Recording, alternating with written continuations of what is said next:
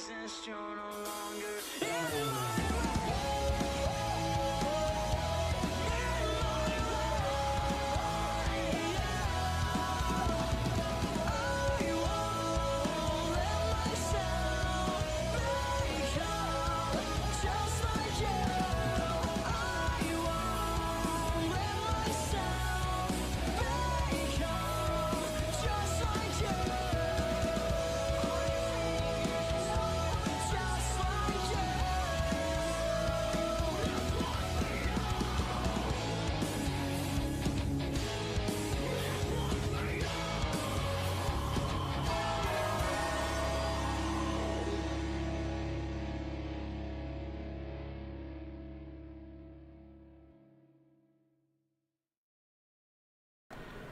Welcome to the Season 5 finale of AfterMat. I am your host, the People's Champ Cal, and alongside me as always, I have my tag team partner and her valet maybe? I don't know, Delisha and Baby Rose. What's going on? Hey, pretty much she's like my manager because she tells me what to do. Then, yes. Just in time after she just woke up. This is Baby Rose. Well, now you're being camera shy. Okay. But everyone, here we go. Yeah. Oh, there she goes. Hello. And today we're joined by a special guest, one of the members of the stable, Willow Firefox himself. Hello, Will. How are you doing? A fox has appeared in the call to talk about some Wrestlemania. How's everyone doing tonight?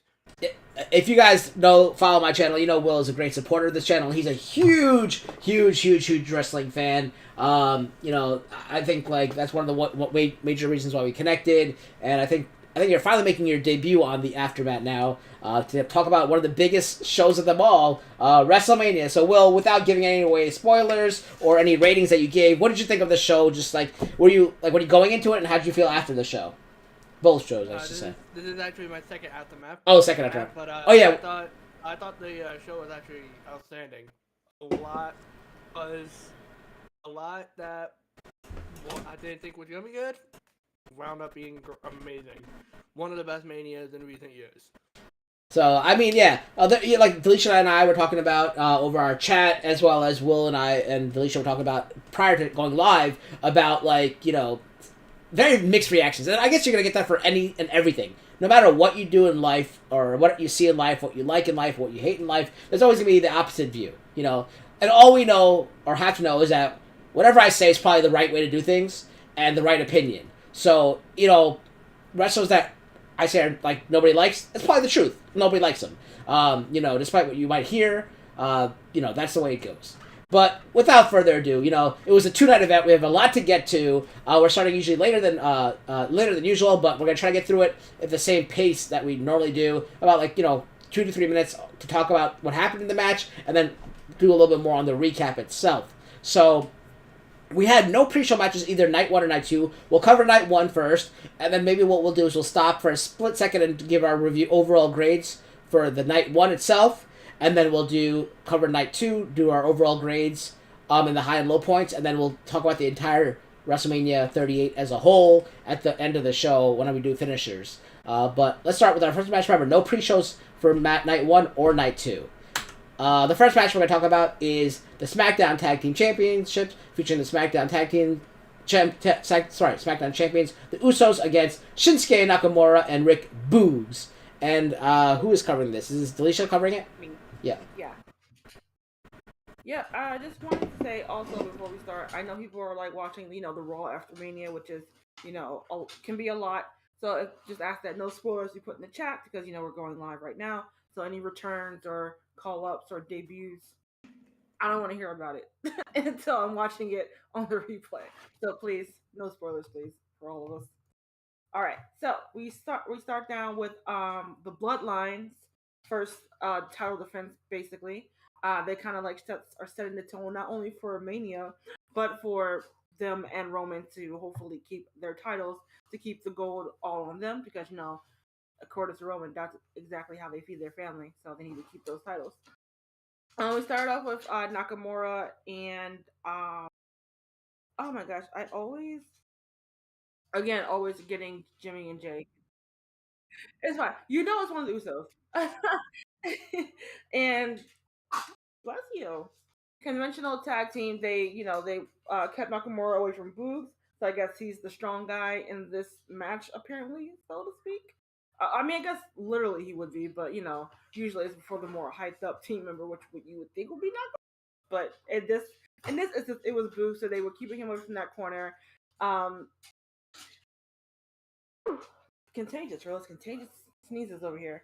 But of course, Nakamura was able to get the hot tag onto Boogs, who took out at both Usos actually, and then he hit a suplex onto I have it here Jimmy on, and then to get the near fall, and then he tried to get both Usos into a fireman's carry for a like a dead squat. I couldn't quite get it because his knee gave out. That was the injury they were selling from a past match that they had a couple weeks ago, and that would give Jimmy and Jay the moment to take him out of the match. And that was actually it. We never saw him return to the match. We wouldn't know what would happen to him until later on in the night. But the Usos were able to get the 1D, as we're calling it when it's the Usos doing it, onto Nakamura to retain their tag team titles. So Bloodline 1, everyone else 0 at the moment. So they're looking strong, but we have to wait until the next night to see if Roman would do the same and join the Usos in retaining their titles. Overall, I thought it was a pretty good matchup because Rick Boogs, who was later going to have a torn quadricep, I believe. In the match, it kind of put a bummer on things. Again, I mean, they had some build up for this match up to Mania, but it wasn't really anything, in my opinion, too exciting because they haven't really done anything with Nakamura since he initially won the IC title. So it's very unfortunate because Nakamura, he's a star.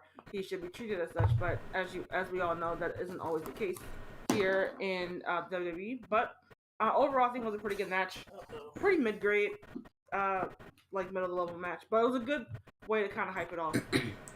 Yeah, I think it kind of sucks because like the Bloodline matches we'll get to later. The other member of the Bloodline, I feel like their matches have been kind of marred by injuries and such like that. So who knows? This might have been like a longer match with more excitement and stuff like that. Kind of ended abruptly like another match, but yeah. So it could have been the injury. I didn't know about the injury until I think Will messaged me about it a little bit later, saying like, "Hey, I think Rick Boogs is really injured," or whatever reports are that Rick Boogs is really injured. So maybe they could have won, but I doubt it. I like seeing the Bloodline at the championships, and I was telling Raj earlier, if after these guys won, I'm like, well, if Roman retains or wins both, half retains, half captures the other title, and if Naomi wins, then like the Bloodline kind of has all the titles except for Solo Sikoa, I guess, but nobody really watches NXT, so except for the women. But yeah, what'd you think of this match? I thought the match was great. It sucks that Rick Boogs was injured because I think he was going for a double military press where he would like literally press both Usos at the same time, which I thought would have been amazing. But I honestly thought Nakamura and Boogs was gonna win, and I think they may have changed the ending because of Boogs' injury. But who knows? Yeah, I don't know. Will they have changed it? Maybe. I don't know if they would change a spot like that. They can have him win and then like maybe have him Shinsuke just so he gets his WrestleMania moment. I don't think they would have probably switched up the result on the fly. I don't know. Maybe they would have, but I really think maybe the Usos were supposed to win. It was just, but they would just Rick Boogs would get a spotlight by what you were saying, like a double press slam. All right, the next match, I believe. This was the next match? Wow, I don't believe that. But okay, anyway, was Drew McIntyre against Happy Corbin and Madcap Moss. Oh, yeah, it was the second match. Because after this match, my OCD was on, like, fire. Because we'll talk about what happens in the other match. Alicia, is this your match as well? I think so. It is. Yeah. Yeah, so we have Drew McIntyre versus Happy Corbin with our, assisted by the Andre Memorial Battle Royal winner, Madcap Moss. Not that it means anything, but it's a nice little tie-in for I guess for them to say when they come out and for the little graphics card. But they started out having a brawl because if you know, Corbin stole his sword, Angela, which is named after his mom. And he also, I forget the exact words that, but he actually made a very inappropriate joke about his mom. But being a heel, that's what job was supposed to be, to rile McIntyre and the crowd up so that they can root for McIntyre. Not that they weren't going to do that anyway.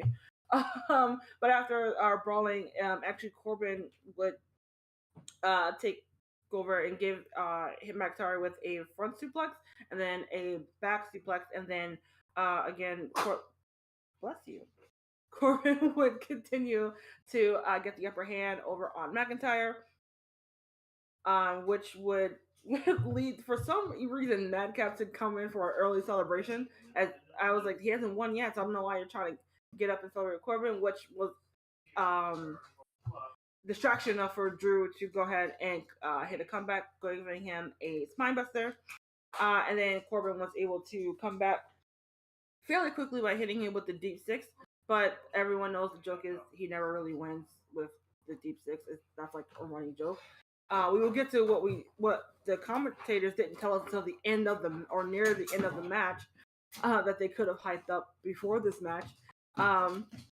Was that McIntyre was going to get Corbin set up for the Claymore, but again, Moss would come up to the apron and pull Corbin from the ring to save him. So, of course, didn't get it.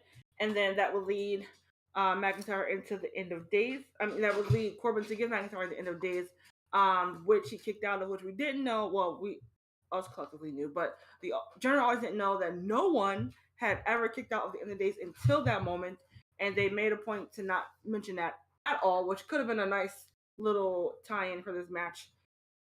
Anyway, I don't know why.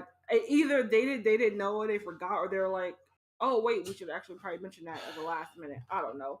But Drew would get the win, and once again, Moss would try to come through. I guess he was trying to hit him, but again, Drew has a second sense when it comes to Madcap Moss of knowing when he's trying to get in the ring, and so he pointed his sword at him again, which I believe was his attempted murder, and swung it, and he, instead of hitting Moss, he hit the ropes, cutting the top two ropes in half, or I guess not in half, because it was just that half of the ring that split in two, and the other one just kind of went limp. But overall, I mean, for hopefully maybe the culmination of this feud, it was a good payoff. They had some good lead up storytelling over the last few months with these two. I'm hoping both of them from this, and that we can get Drew, I guess, either back into that mid card or upper or the main title scene, because it's due, and he's still super over with the crowd. They love cheering for this guy. Sorry, background noise. Yeah. I don't think it's attempted murder. I think it's assault with a deadly weapon. That's what I think it would be charged with if it was actually assault. Yeah. So I'm gonna go to turn to Will first for this match, and then I'll give my thoughts. What do you think, Will? It's all for sports entertainment. Assault with a deadly weapon is entertainment now in wrestling days. I love Drew McIntyre, and I love Corbin and Madcap. I think they're funny together, but I'm honestly kind of tired of seeing Drew McIntyre swinging his sword around trying to kill them. Yeah, I mean, this feud is fun for like a while. Is it a WrestleMania caliber feud? No, in my opinion, I don't think it's a WrestleMania caliber feud. This is like kind of like one of those, pay-per-view Fastlane maybe, even though like last year Fastlane was the best pay-per-view of the year probably, but this is like a Fastlane pay-per-view. I don't think it's a WrestleMania caliber match.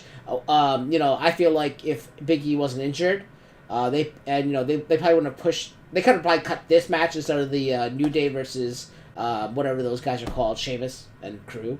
I feel like that would have been the match that was shown as opposed to this match. But Drew McIntyre is like their boy for WWE, so I guess they would have to show this. It's a fun feud. I'm loving Baron Corbin. Like, I hear like good things about him backstage too, like saying like how he's so safe to work with, and he really puts a lot of care into the wrestlers to make sure they're okay. And like he'll to the point where he'll like even break character to help wrestlers if they're about to be hurt or something, you know. But I really like him. I love his moves. Deep Six, End of Days, I think are two of the best moves in the WWE, and they're both on one guy, so that's cool. I don't know how much I like the Happy Corbin. It's better than his Homeless Corbin thing, and but I did like that, like the original Baron Corbin with like the evil one. I did like that, but this is not bad. Madcap match is somewhat entertaining, whatever. But I'm hoping this feud is over and we can move on and Baron Corbin gets a really good feud, because you know eventually Baron Corbin is going to fight Madcap Moss. Madcap Moss is going to probably come out as a face in this match, in that match. But that's pretty much all I have to say about it. Drew, good for Drew. I felt like they just had to put him in something because what is it, like last year he was fighting for the championship. 2 years ago he won the championship. Now it's just he's facing these two guys, you know, whatever. But the worst part of the match was it was a cool part of the match, but the aftermath of that was that he, you know, it was cool that he sliced the ring in half, whatever, like Lucia was saying, sliced the ropes. But the next match was god awful for me. I mean, it was a great match, but I was distracted the entire time because the turnbuckle were askew, the ring ropes are not like properly set up because they didn't have enough time. Like they were still fixing it as like the people are coming out, so like they didn't have enough time to fix it, and it was really messing with my OCD. And I'm glad Will noticed it, because I'm like, Will, let me know if you notice anything in the next match. And he texted me right away saying like, hey, like the ring ropes are off. And so let's get to the next match, which is the Mysterios, Dominic and Ray against The Miz and Logan Paul. So let's already start by talking that the ropes were askew. So that took most of my attention away from the match because I was very, very upset with my OCD, and it was pretty fun. Like the momentum actually shifted back and forth a lot, and obviously, you know, the heels were gonna do their dirty, like cheap tricks with cheap shots, and like, you know, like Paul sneaking in, hitting like someone from behind and sneaking back out. You know, another thing I noticed all night, not just in this match, but all night, people didn't make legal tags. You're supposed to be holding the tag rope and making the tags. People were like 3 feet or 4 feet away from the actual turnbuckle itself and making tags. Not only in this match, but it happened a few times in the women's match as well. The Fatal 4-Way, which is the next night. But anyway, there were some great moments in the match. There's some good spots between, like, you know, Logan Paul had some really good spots. Very impressive for a celebrity. There's never been a celebrity that that really impressed this much besides Snooki in the past. Snooki is the only other person that's ever really impressed like this as a celebrity. Because we don't talk about it. The other person, because he was just a piece of trash. Like, when garbage comes out, you know, you guys probably don't want to talk about it if you guys know, if you watch this show. But back and forth this match went. A lot of heel tactics by Logan Paul and Miz, as you'd expect. But we did see some great high-flying moves from Dominic. He really got to showcase himself and get a quote-unquote WrestleMania moment, because he did have some really cool acrobatic moves. But the fans are really hating on Logan Paul, which is great, because I don't really like Logan Paul, but I love The Miz. And if you watch the pre-show also, you see Jake Paul put up a great promo, like, for his heel character, not just being himself. He's just a douche, and like he just showed that in the promo. So these guys are built for this business. I don't like them, but they are built for this business. Hate them or like them, they are definitely built for this business. So Miz and Paul pretty much isolated Dominic for a while, and they hit cheap shots while the ref wasn't looking. Dominic was able to make the hot tag eventually, and then Ray came in like a house of fire, like throwing out, destroying pretty much beating up the Miz, or I think it was throwing the Miz out, and then Logan Paul's already on the outside. Dominic jumped to the outside onto Logan Paul. He hit the Three Amigos. Paul also did that later too, right? Paul hit the Three Amigos and also did tried to do the frog splash. But Dominic, you know, slid out of the ring. And this is where pretty much the match came to an end, where they kind of knocked Miz out on the outside. Logan Paul came back in. They set him up for the 619. While this was happening, while Dominic and Ray were running to the ropes, Miz made the hot tag or blind tag. They 619 Logan Paul. Then they jumped off the top into their like splashes. Then Ray came in and hit like the skull crushing. Well, I think he slammed Ray onto Dominic and then hit the Dominic. No, he hit Dominic onto Ray, and then hit the skull crushing finale on Ray, and got the 1-2-3. And then while they celebrated, Miz skull crushing finale Logan Paul, which is probably gonna set up a match for Backlash. So, Will, what are your thoughts? I thought this match was decent. It wasn't my favorite match on the card, but it wasn't one of the worst. It's right in the middle for me. And I think because it had one of the celebrity matches. It's not. But Logan Paul really impressed me, and I gotta say, without going too far ahead in the future of what's going on in this, I think celebrities are really doing well to actually learn wrestling instead of just coming out and being a joke for the match, and I respect that, but I really wish the Mysterios won, but I kind of knew Paul and Miz were gonna win because of celebrity appearance. Delisha?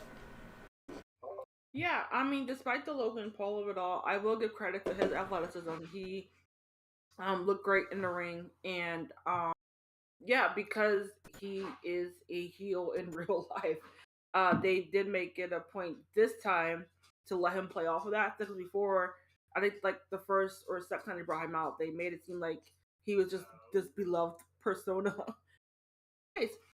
And he really healed it up, especially doing the Three Amigos on, I think, what was it, Dominic?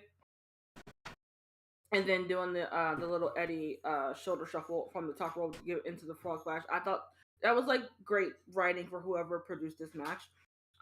Yeah, I thought the Miz and Paul were going to win just because Miz lost the match last year at WrestleMania with involving. Well, I guess it goes into Will's point of letting the celebrity win. And yeah, we are probably going to get Miz and Logan Paul at Backlash or at some point in the future, depending on what he says about why he gave him the score control, which I also didn't understand. I liked it, but I didn't understand it. Yeah, overall, it was a good match. The more we see the Miz, the better, and he's gonna get more spotlight, obviously, because this is probably gonna be picked up in like Hollywood and tabloids and stuff like that, because it is Logan Paul and he does bring star power. But Miz is like one of the best things to happen to WWE in a long time, so it is nice to see. Okay, let's go on to the next match featuring. It's for the I'm guessing the Raw Women's Championship, featuring the Raw Women's Champion Becky Lynch against Bianca Belair, and I believe this is Delicia's match. It is me. And this was, I guess, the kind of the start of the, or I guess of the only ones of the elaborate entrance. I guess you only get one or two per card. I don't know, but we had Becky Lynch doing a cool little intro with the. If you watch the Marvel movies, how they always have like the title intro showing like moments from movies in the past, she did that in her intro with like her moments throughout her career, and then coming out. As Cal had said, what did he say, Lady Gaga inspired gear.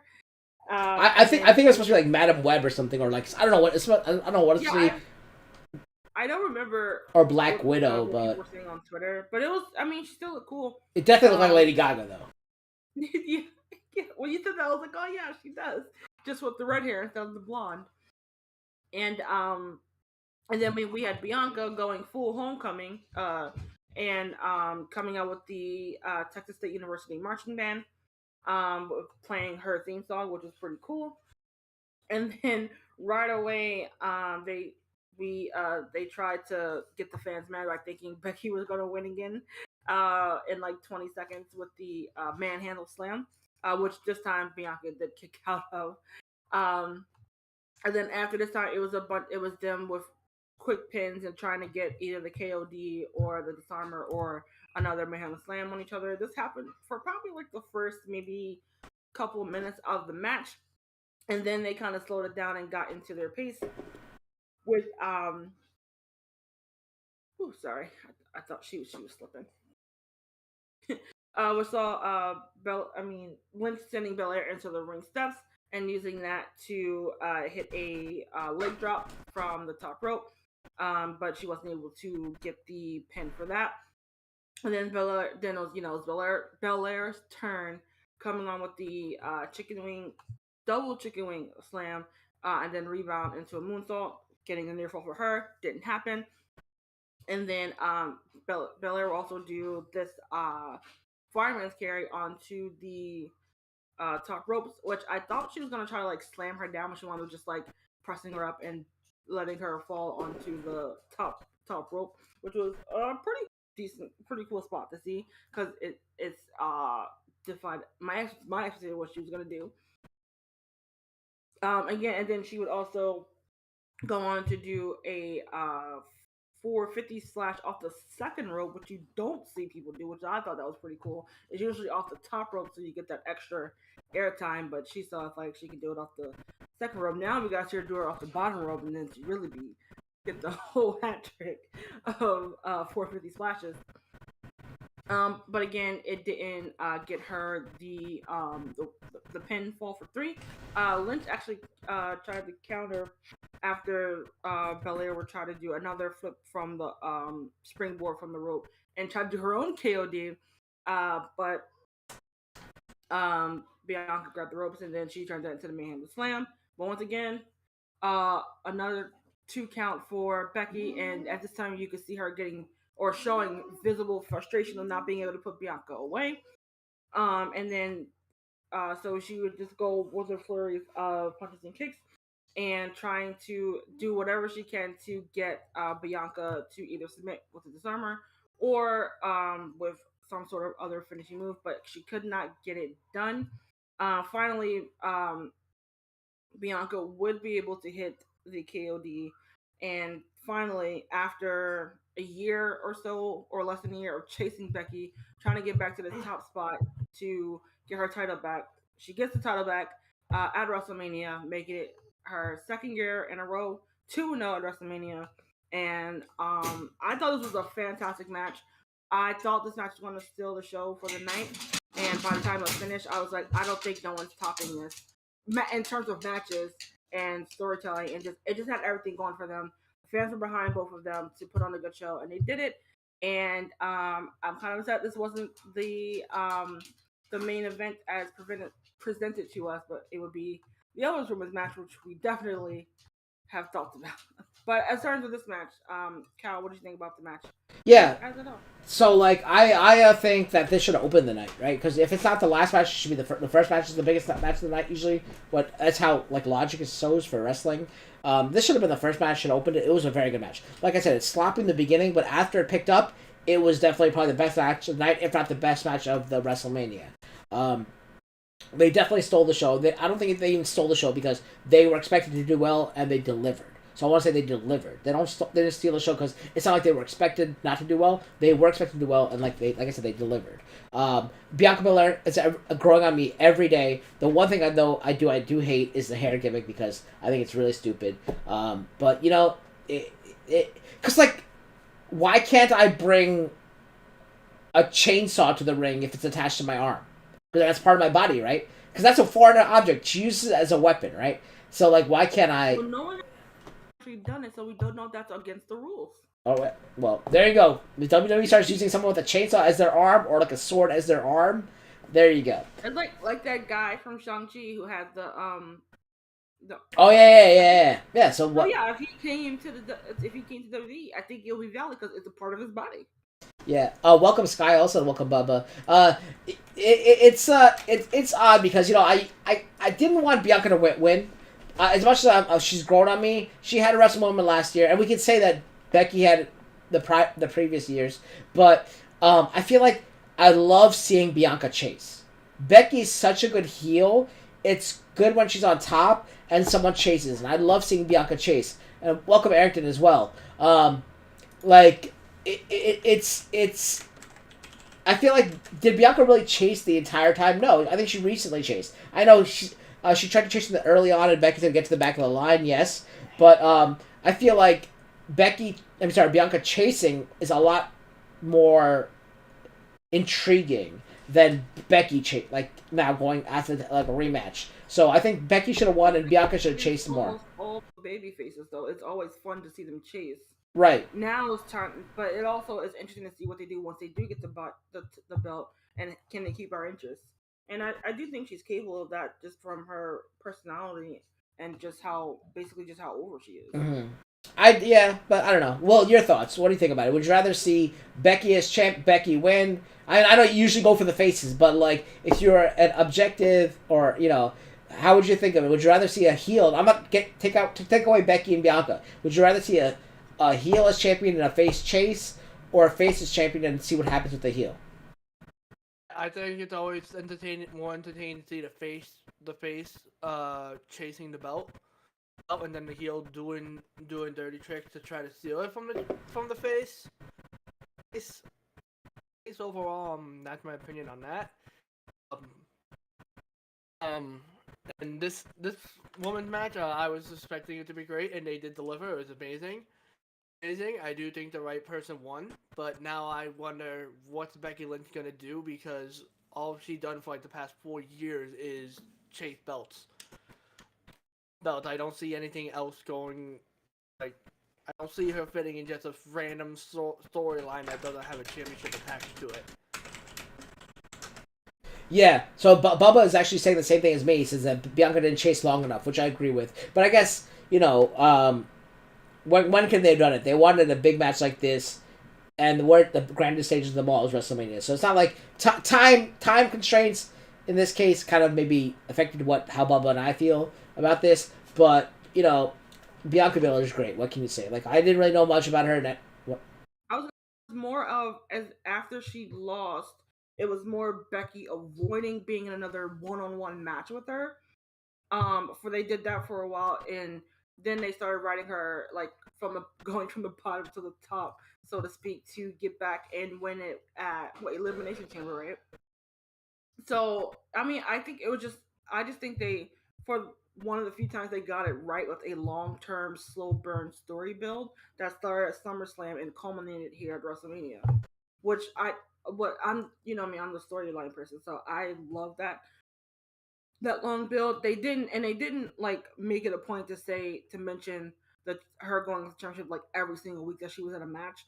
It was more like a background thing. Like, her and Becky, they keep circling each other. They gotta come face to face at some point. And what better stage to do that than on WrestleMania? And write that and finish. Well, not that story's not finished because I'm pretty sure Becky's gonna want to go get her title back, obviously. But put a nice bow on it for WrestleMania of Bianca getting her redemption from that horrendous 27-second match. But that's like that's the kind of like long build, long story that I like seeing. Even sometimes when it happens, like even years later, when they might reference something and to tie it into something else. But I thought it was a good tie in to what they were doing. I didn't feel like it was rushed to me at all. But that was me. It's not about being rushed. It's about it should have been longer. I never said it was rushed. I feel like it should. I think it would have been more intriguing if it was longer. Will, any more thoughts before we move on to the next match? Do you have anything to say about this match, or? I think this was the better women's championship match. Okay. What? Some of us might agree with that. I think most of us might agree with that, but we'll see. Next match features, I think, Will's first match now, is Seth Rollins versus a mystery opponent of Vince McMahon's choosing. So go ahead, Will.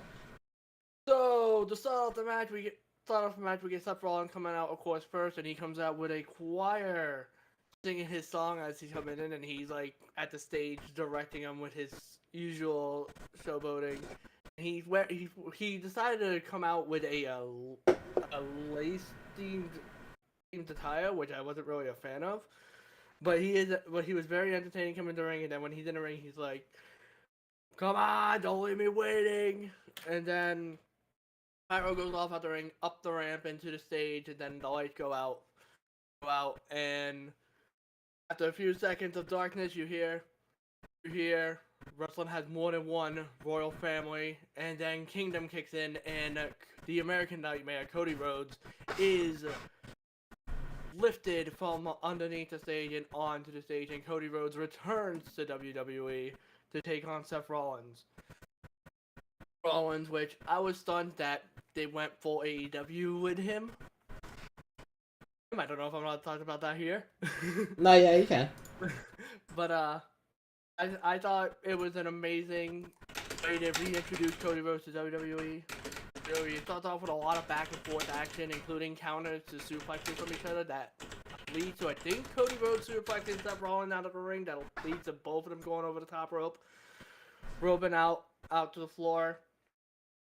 And we see some combat. Rollins gets away, but Rhodes grabs his arm and drags, slams, one moment.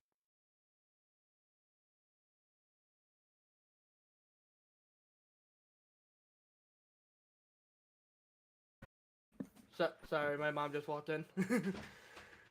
But, yeah, so, Cody, gets some momentum, and it was a lot of back and forth technical matchups here. Here, at one point, Cody Rhodes went for the crossroads. Rollins would counter it into a pedigree attempt, and Rhodes would counter that. And there was at a point, Cody Rhodes ended up on the top rope. Roman went for a crossbody, and Rollins would drop kick Rhodes in the ribs, and Rhodes would sell a rib injury throughout the entire match, and that would be Seth Rollins' main target. Then Rollins ends up back outside of the ring at some point, and Rhodes ends up doing a suicide dive that sends Rollins over the announce table. And then led to Rhodes going for a disaster kick off the steps, so Rollins would catch him into a powerbomb position and end up powerbombing Cody Rhodes into the barricade, which is something that I actually don't like, and I think it's because of past injuries that happened from it. And then action ends up back in the ring. Cody Rhodes jumps off the top rope and hits the Cody Cutter on Rollins, and Rollins would kick out at the a 2 count. 2 count that was very close to almost 3. Then Rollins would come back, hit the pedigree. I don't know if Rollins actually hit the stomp at all in this match. But then we get closer up to the finish, and Cody Rhodes hits one crossroads, holds Rollins, and hits the second crossroads, then picks Rollins back up, and actually hits the bionic elbow in a tribute to his father, and then one final crossroads to end it, and get the victory. Yeah, so I'm going to get to Lashy first before I get my thoughts on it. Lashy, what do you think? Sorry, I had to unmute myself. Whoa, hold on, sorry. Well, give us your thoughts first, because you covered the match. Go ahead. I was thrilled with this match. Everyone saying Becky and Bianca was the best match of night 1. I think Rhodes and Rollins was the best match of night 1.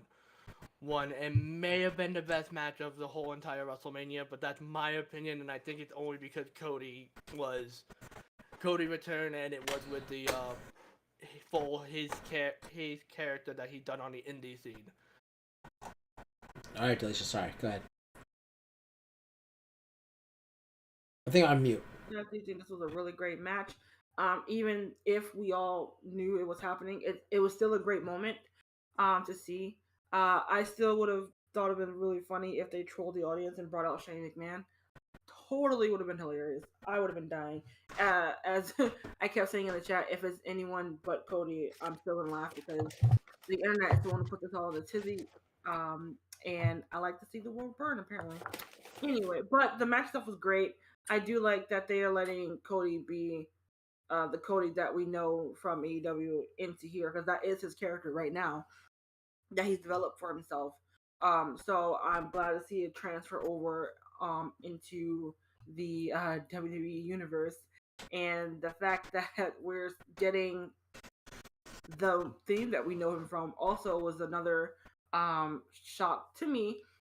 So that was pretty cool to see, and I know a lot of people were like, just happy, great to see Cody in the ring to be self-appointed, but also need to give Seth his props for putting on such a great match, because you're only as good as your opponent in the ring. As you make each other look good, and they made each other look great. And I don't know if they're gonna feud with each other going forward, or if it's just like a one-off. But I would definitely love to see them, interact again with more like promo and build up, and see how we do the second time around, when I guess quote unquote Seth has time to prepare, storyline wise, not in actuality.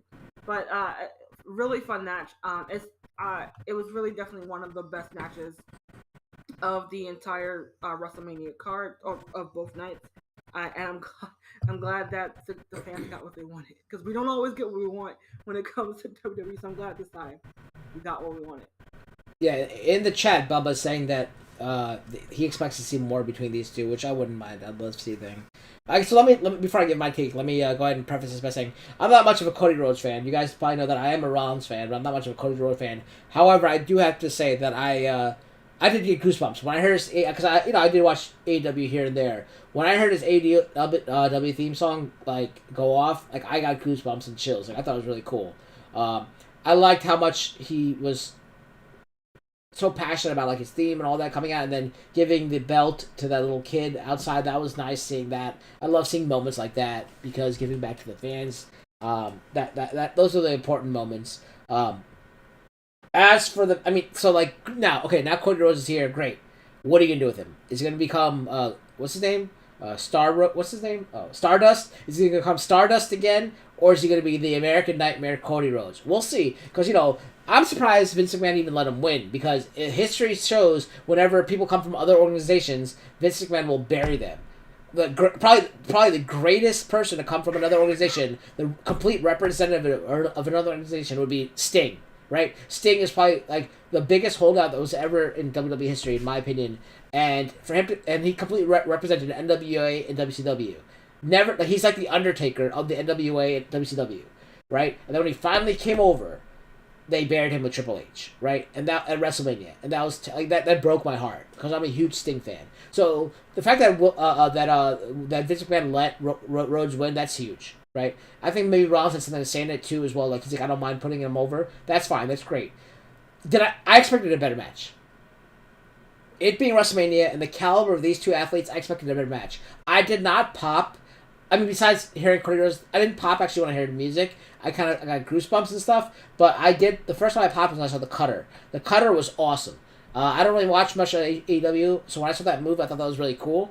So I popped, and then when I saw the rolling thing, the rolling crossroads, Will said, into the bionic elbow. Because I grew up with Dusty Rhodes and stuff. I'm not that old. I saw Dusty Rhodes towards the end of his career, I should say. I didn't grow up with Dusty Rhodes. I saw Dusty Rhodes towards the end of his career. So the bionic elbow and that, I was very familiar with that kind of stuff. But yeah, so that was nice to see it in the final crossroads, and I'm glad Cody Rhodes won. I, though, expected a better match. I know Will said it was the best match of the night. It could have been, because I did expect someone else to put a better match on, and it wasn't. We'll talk about that later on. But, I think they could do better. And, like Bubba said, they might wrestle again. They most likely probably will wrestle again. And like Lashy said, he'll be storyline prepared now. And that could be a WrestleMania Backlash. And I don't mind. I always hate how they always do, the same matches from WrestleMania at the next pay-per-view, but this is what I would want to see, because I think they're going to put on a fantastic match, and I'm interested to see the storylines and feuds that Cody Rhodes will have in the future, as long as they do it right. I don't want to get excited because WWE drops the ball all the time. I wouldn't be surprised if we see Stardust by next year. I hope not, but, good match. I'm glad Cody's back. Glad to see him win, but I don't want to get excited yet until we see what happens. The next match features the SmackDown Women's Champion Charlotte Flair against Ronda Rousey. And Raj, I would be remiss if I didn't mention this, but Raj brought up a great point, which I put in the Twitter chat, but I want to address it to you guys here. How can she be the baddest woman on the planet if Bianca Belair is the EST, right? So the point is, maybe she's the baddest woman on the planet, but Bianca Belair is just the WWE. I don't know. Boy, did they make a mistake, right? I feel like Becky and Bianca should have had this spot, but you guys know my thoughts about Charlotte Flair. Ronda Rousey, I don't really mind, but this time it did not showcase Ronda Rousey. I'm always surprised with the stuff she pulls out. I literally think she did 747 arm drags this match. Arm drag or judo takedowns this match. Either from the top rope, the second rope, the ground 3 times, on the floor. It was just way too many hip tosses, hip drag, whatever you call it, arm drag takedowns. It was not a good match. I can't even tell you, what happened in the match, because I was so disappointed. There was a spear. Charlotte went for a what do you call it, a submission, but Rousey was able to get out of it, and then did another arm drag as expected. Rousey went for the armbar, but Charlotte countered out of it. It wasn't like smooth. I mean, they're somewhat smooth counters, but they weren't very smooth counters. It looked very, very bad. She hit a Piper's Pit, went for another armbar. Charlotte got out of it, hit with a boot. There's basically 17 like back-to-back submission attempts and reversals. Rousey was able to put the ankle lock in, and she actually laid down on the ground, but Charlotte turned around and kicked Rousey in the head. Then Charlotte put Rousey into the figure 8. Rousey was able to reverse it and get out of it. It was just submission move after submission move after submission move, which I guess you would expect from Rousey, but Charlotte is a seasoned wrestler, right? So I thought we'd see more from her. I think Rousey had another Piper's Pit.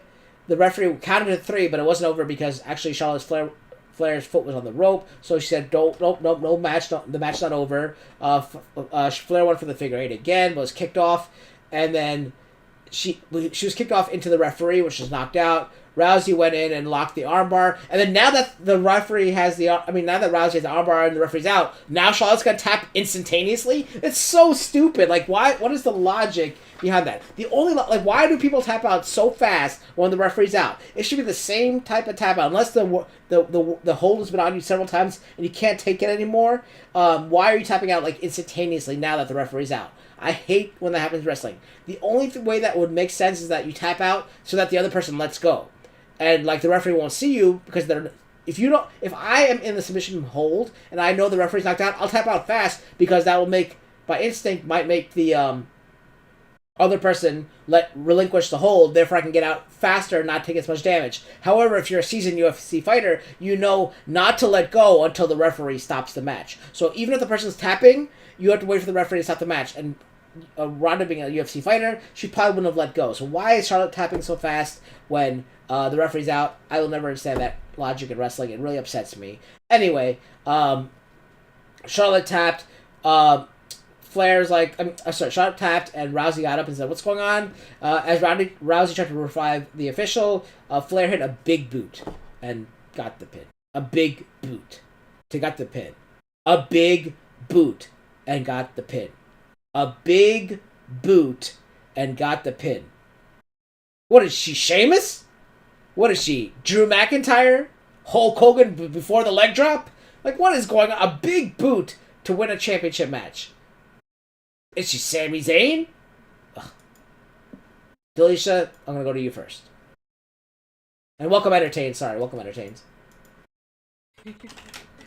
Yeah. I hope you're entertained, because I wasn't. Sorry, Delisha, go ahead.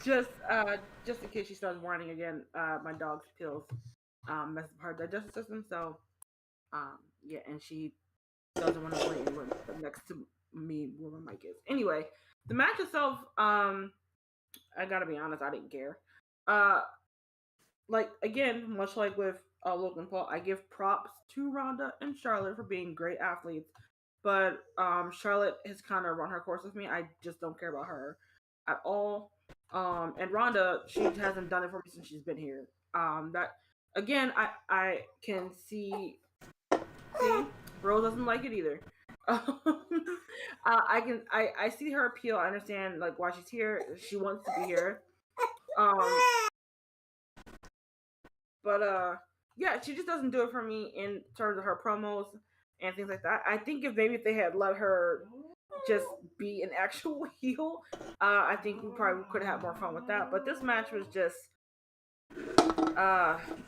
it didn't do it for me. And the finish, of course, didn't do it for me either. And again, just Charlotte, okay, so like, you know, in ring thoughts, she hits Ronda with the big boot, and that knocks her out enough for the 3 count.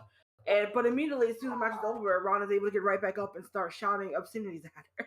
So it's like, sell the move or not, or something like that. But yeah, I am not excited to see these two go after it again, honestly. But I honestly thought they were going to put the belt on Ronda. Honestly, I thought that's what they were going to do.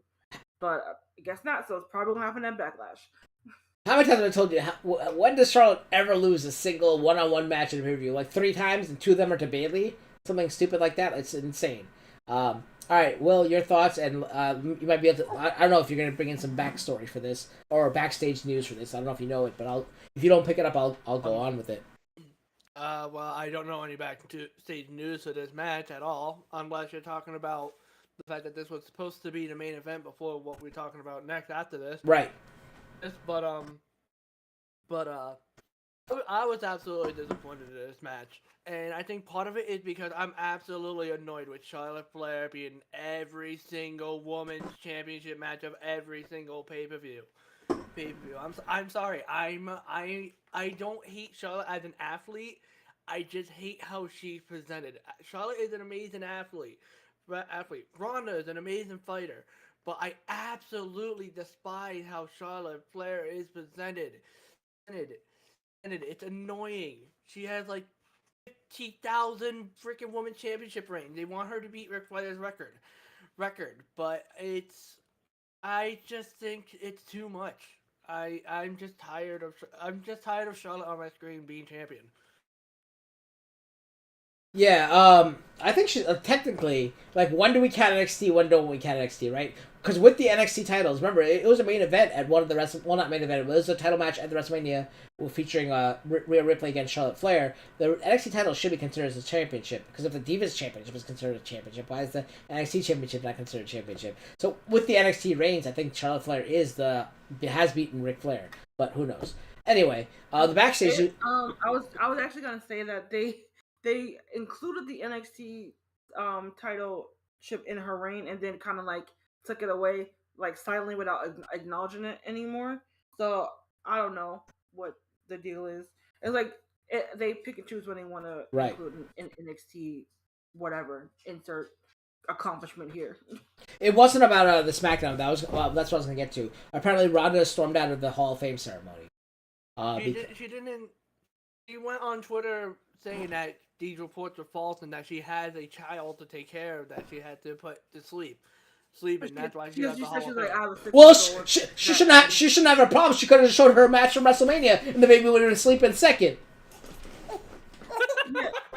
So yeah, I was like that. She said that wasn't true. So I'm not gonna call the woman a liar because I don't know her and I wasn't there. So but I do people think that when people have a preconceived notion of someone in their mind, they'll really anything that like aligns with that, they're just so ready quick to believe. But honestly, I also don't care. No, I don't care. The thing is, I like Rousey, but I'm saying that I could see that happening. No. I'm saying I can see that happening because of how she like tweets about saying like, oh, why aren't you showing respect to the women? You're the to the fans. You're the reason why, like whatever. Remember when at Survivor Series they were doing the wave during the women's match, and she goes, "This is the reason why I left, and I'm not coming back," or whatever. Like or whatever she said, like. That point at the Survivor Series I was at, like she says things like that, so and I could see her doing stuff like that. And I am a Rousey fan, so I could see her doing things like that. I don't know. I'm just saying. Anyone else have anything to say before we move to the next match? Or yeah, I think one of you said that this match should happen again, and I don't agree. I don't think we need to see. I never said that. Again. I doubt Lashy would say. say. I heard someone say that, but I'm not sure. But I don't want to see them go at it again. I don't ever want to see Charlotte Flair wrestle again, so I'll go as far as saying that. So, that's why I don't think I'd ever want to see this match. So I'm just saying I don't want everyone to see Charlotte Flair wrestle again. All right.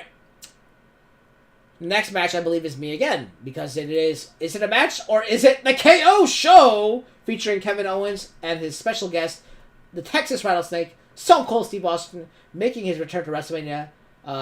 I can't say after 19 years, because he's been at a few WrestleManias after that, I believe, but it's his first WrestleMania. Well, we'll get into it in a second. It starts out as an interview, and or what you want to call it, whatever you want to call it, and basically, Kevin Owens kind of showing some respect to Austin, but also throwing shade at Texas at the same time. But he says, I'm not going to really deny what I said. I'm going to apologize because Texas is just not a good state. And that's what he's basically egging Steve Austin on because, him being the Texas Rattlesnake. They basically had to sit down and talk for a while. And then Owens admitted, I did not come here to interview you. I came here to have a match. And I'll challenge you to a no-holds-barred match. And Austin said, hell yeah. They fought. They basically...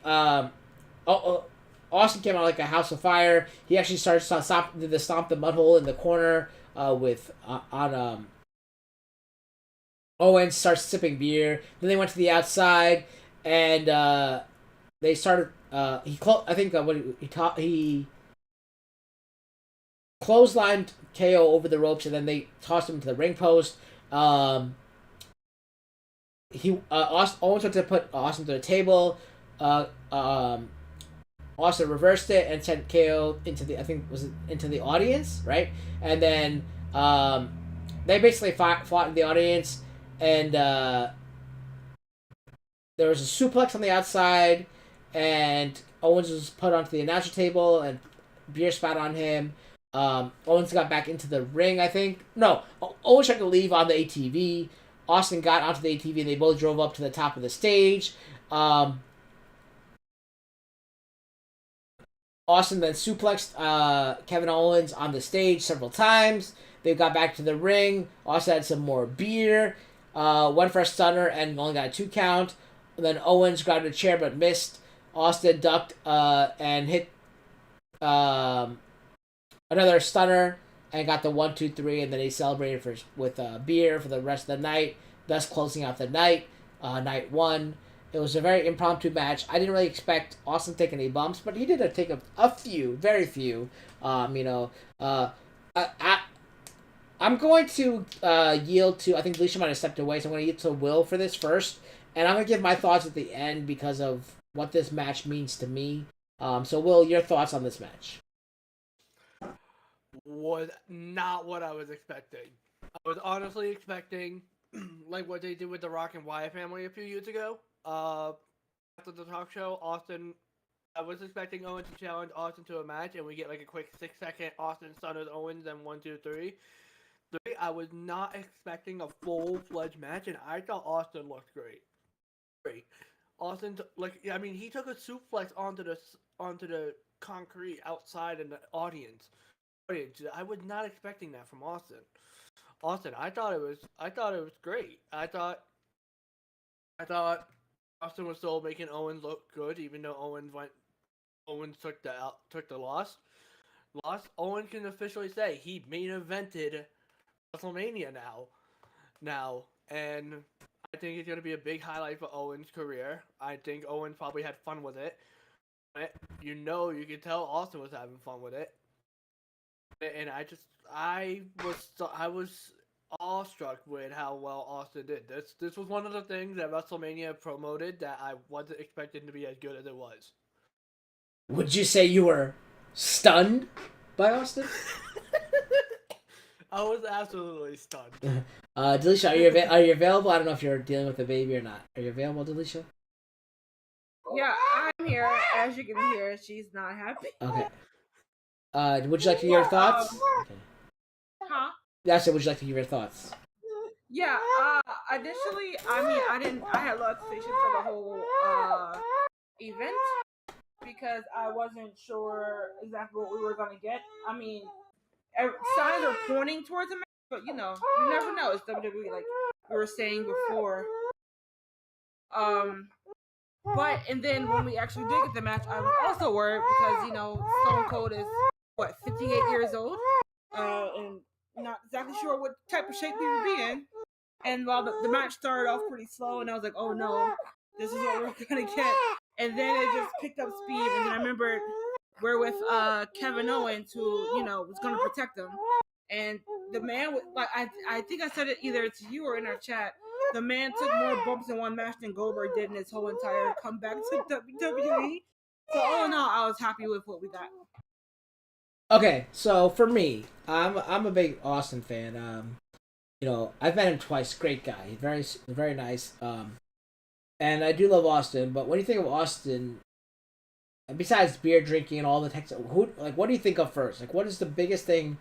You need something else for Austin, and what's that one thing you need? Will, do you know what it is?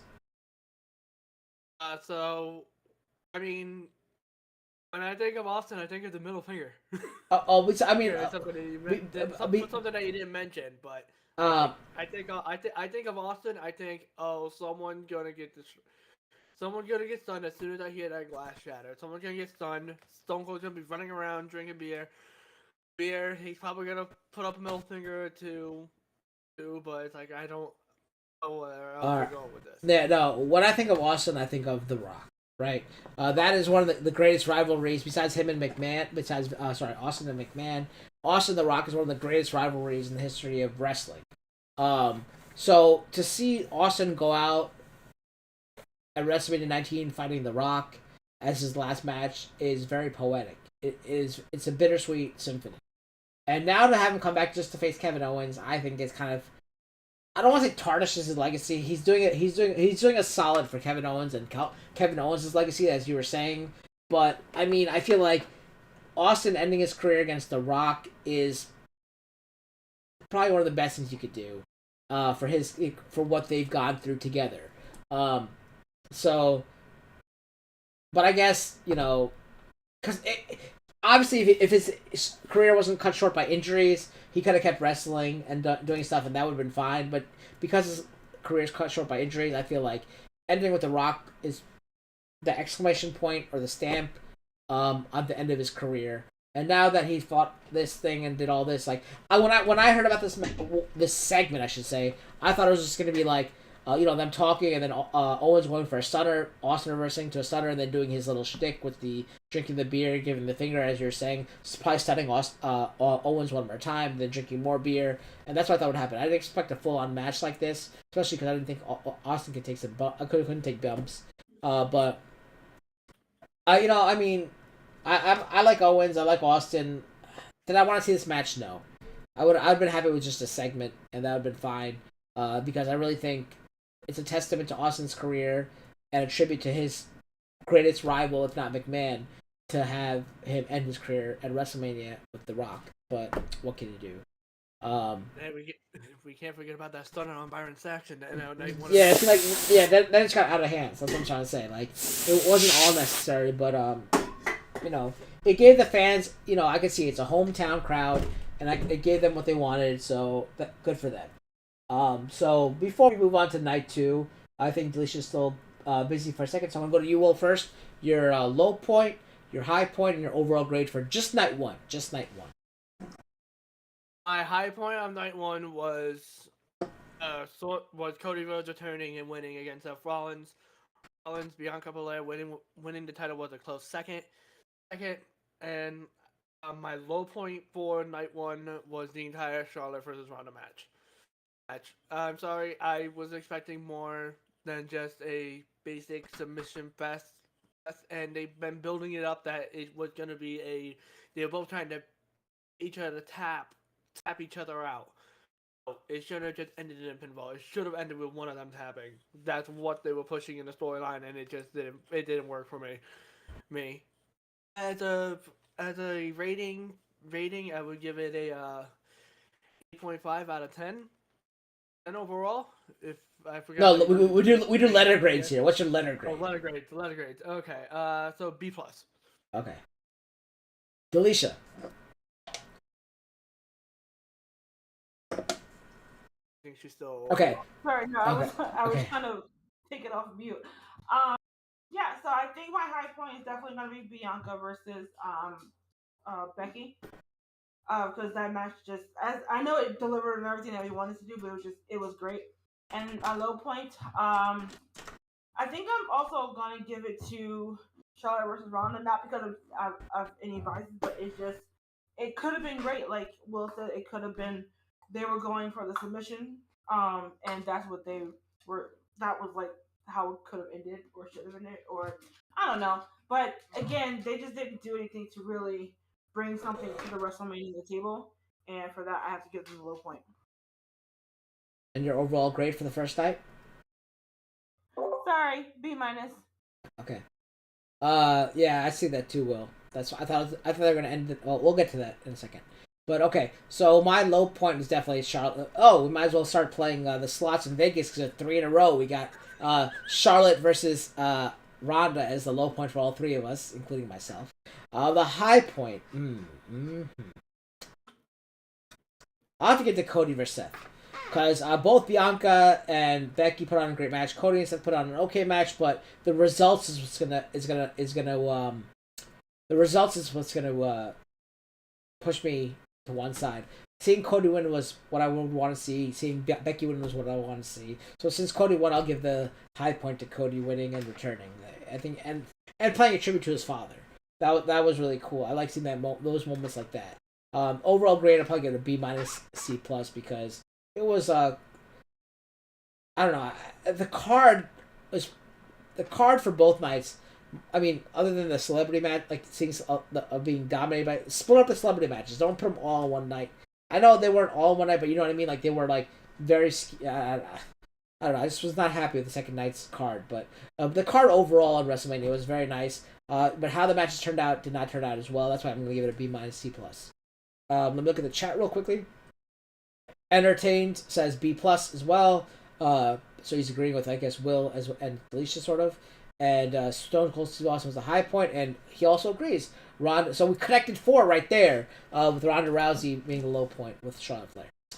Let's go to night 2, and that started off with the Raw Men's Tag Team Championship, featuring the Raw Men's Tag Team Champions, Randy Orton and Matt Riddle, against the Street Profits, featuring, Montez Ford and D'Angelo Hawkins. Did I just make that up? I don't know, maybe not. And Alpha Academy, Chad Gable and Otis. I don't know if he has a new name or not, but I think this is Will's match. Go ahead, Will. So we start off the entrances with Orton and Riddle coming out first, and I found it funny. I don't know. I found myself laughing when I saw freaking Orton Snake fighting at Riddle Snake during the CGI entrance for the intros. That's just me. I found that hilarious. I'm child when it comes to that. And then they were in the ring first. Then Street Profits come out second, and they have their cups and everything on the stage, like their general entrances. And then Alpha Academy came out third. A member from each team started the match, so it was an actual triple threat, and it was a lot of action early on. Riddle and Montez started off going after Gable first, and then Montez went for an early pin attempt. But Matt Riddle took a lot of a huge beating in the beginning of this match from everybody. Like at one point, everyone was just dominating Riddle and beating him down, tagging in and out. And and there was a point that Gable was in a corner of the ring with Orton, Riddle, Otis, and Angelo Dawkins outside.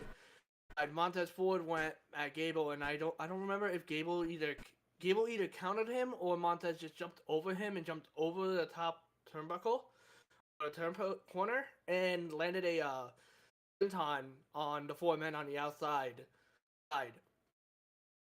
And then Gable ended up following Montez up with a moonsault from the top rope to the outside onto everyone but Otis. Otis didn't get hit but still fell over. But then it was a lot of like general action back and forth between all 6 competitors. I feel like the match didn't really pick up until close to the end. And there was moments where Montez Ford was flying, Angelo Dawkins was flying like they generally do. And I'm sorry, this match is just a little off the back of my head, and I don't remember too much about it. But I remember the ending because the Montez Ford is on the top turnbuckle. I think he's gonna do a frog splash on. I think he'll go for a splash on either Orton or Otis. But Riddle comes in and does a springboard RKO on Montez Ford, and I remember Montez Ford having a scared ass face. Hey, sorry for swearing. and on the turnbuckle, and Chad Gable would go for get some sort of splash, but as he was going for it, Randy Orton would catch him with an RKO, and end up covering Gable for the victory. And after the match, Montez Ford and Angelo Dawkins joins Randy Orton and Matt Riddle, sort of kind of congratulating them on their victory with their cups, and then they invited Gable Steven, who was at ringside, to join in with them. And then as they're all getting ready to toast together, the five of them, Chad Gable interrupts and knocks the cup out of Gable Stevens' hand. And Gable Stevens ends up hitting a belly-to-belly suplex on Gable, and then rejoins Riddle, Orton, and the Street Profits outside the ring for a WrestleMania toast. I cannot wait for the match between Gable Steveson and Chad Gable going to Boston and fighting in the House of the Seven Gables. And that is going to be the Gable during Thanksgiving for the Gobble Gobble Gobble match. And that's what I can't wait to see, because that's going to happen eventually. So mark my words right here. During Thanksgiving for the Gobble Gobble match, it's going to be Gable Steveson and Chad Gable in the House of Seven Gables fighting. This was a fun match to watch. There's athleticism everywhere in this match. And like I said, it wasn't really much, there's a lot of stuff going on, but it was definitely accentuated by the end with the springboard RKO and then Randy Orton's RKO. That was pretty dope. That was fun. Delisha, your thoughts? This was a fun match, and that it was a good opener for night 2.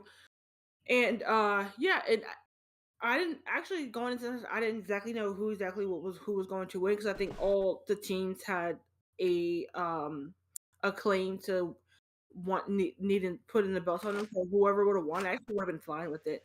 So the fact that it remains on rated RK Bro, cool. They've been doing really well as a team. Although I don't know if any of us thought this was gonna happen. It was gonna be they were gonna be a team this good for this long. I think we've all thought Randy would have turned on him by now.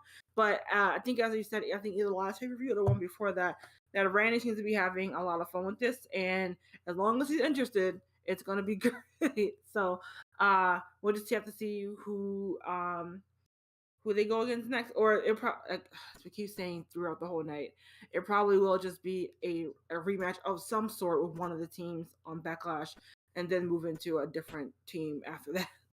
I think. Oh, go ahead, Will.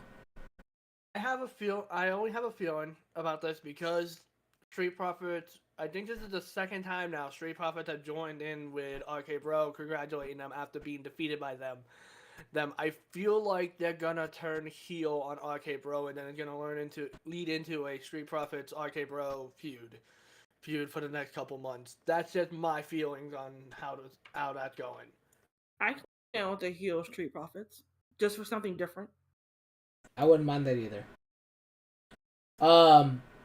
I think Randy Orton's really enjoying this, mostly because he doesn't have to wrestle. It's half the time he's got to wrestle now, right? Because he's a tag team champion or wrestler.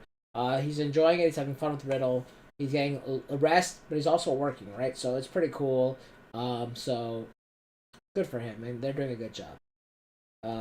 Let us go to the next match, which is Bobby Lashley versus Omas. And I guess, Delisha, you're covering this one?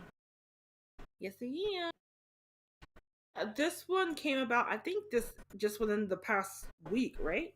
Of Bobby Lashley come out of nowhere. Well, he was injured, but coming out from his injury, or coming back from his injury, to challenge Omos at WrestleMania.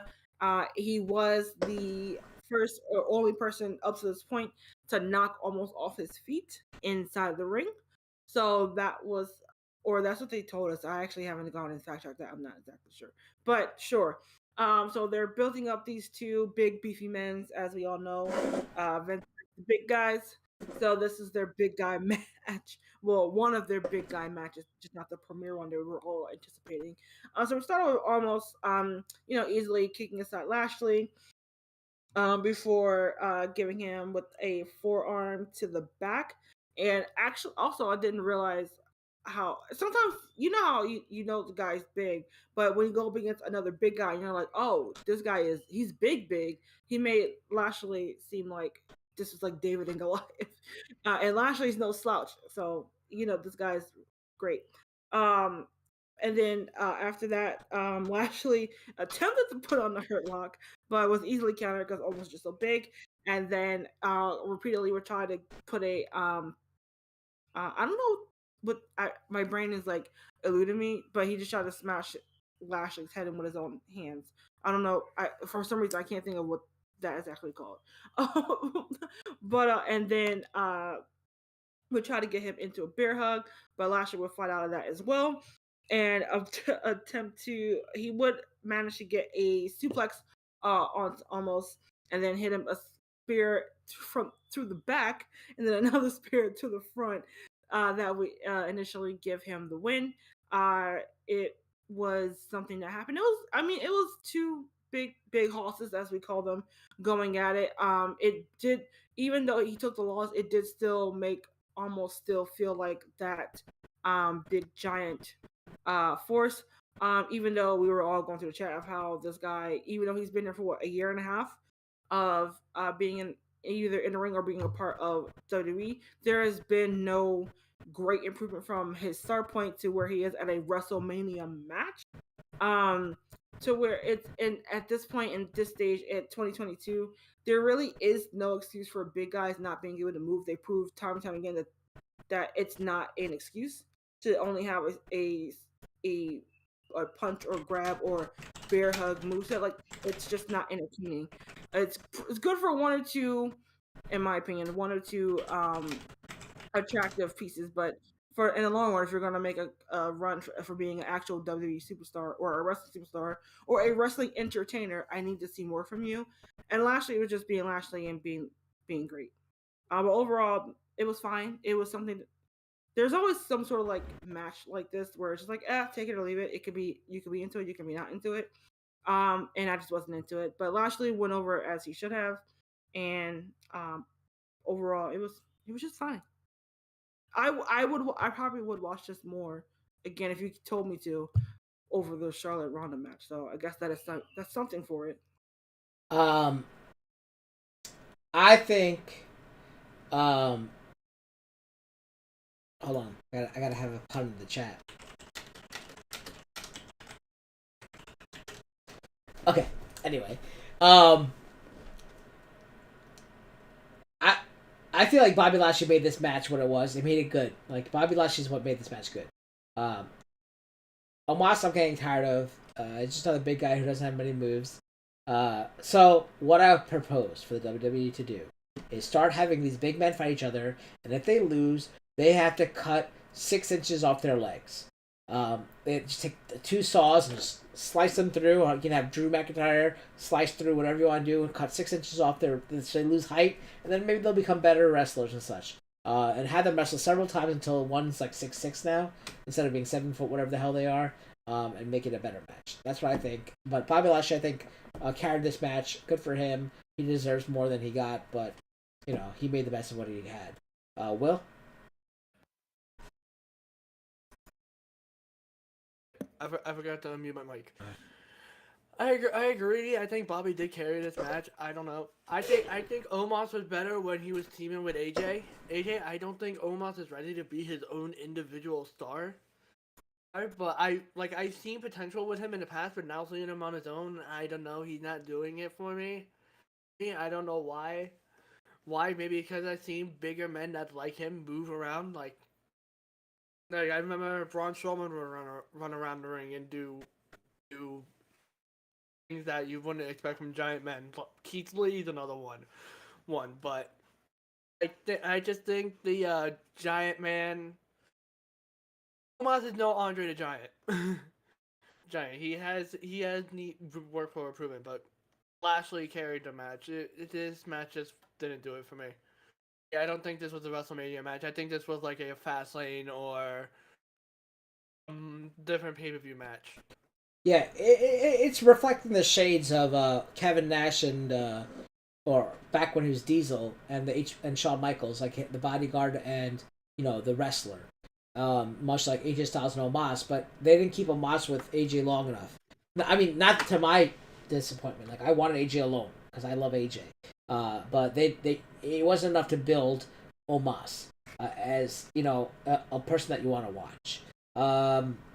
So, and it's a shame because it's like Will was saying, there's so many great men, bigger men that have been let go or not showcased, such as Keith Lee, who's been let go. But look at another guy, Dominic Dijakovic, right? He's a great big guy who's very athletic, and he's not even being showcased or anything going on with him. So I'd rather see him as Dominic Dijakovic or whatever, instead of whatever his name is, T-Bar or Mace or whatever the hell his name is. I don't know which one is which. But anyway, T-Bar. Okay, yeah, yes. I totally forgot about him, which is a shame because he's a great athletic talent and a giant. But we're stuck with Omas. Anyway, the next match is Sami Zayn versus Johnny Knoxville. I think Will's covering this one. And then anything goes match, right, or something like that. It was anything goes. Yeah. And I mean, we knew this match was gonna get outlandish, and they got outlandish quickly. As soon as it was announced that anything goes, I was like, it's gonna get crazy, and I loved it. I mean, Sami Zayn immediately started off this match with a hula kick, kicking Johnny Knoxville's head off immediately. But the shenanigans is what did it for me. Sami Zayn dominated a lot of the beginning of the match, and then was just toying with Knoxville, and I don't remember all of their names, but then the Jackass crew all got involved in the match. I think Party Boy was the first one to get involved and distract Sammy, and I mean there was a bunch of different weapons used. Sami Zayn brought out a table, and then ended up finding a table with mouse traps on it under the ring. He and Knoxville. The first weapon that was used was a fire extinguisher used by Johnny Knoxville onto Sami Zayn, because Sami Zayn got distracted by some of the Jackass men that was on the behind the barricade in the audience, and then Knoxville just brought in the front a bunch of other weapons, and I mean it was just shenanigans everywhere. Wee Man got involved, and he ended up doing a scoop slam on Sami Zayn in the ring that was pretty funny.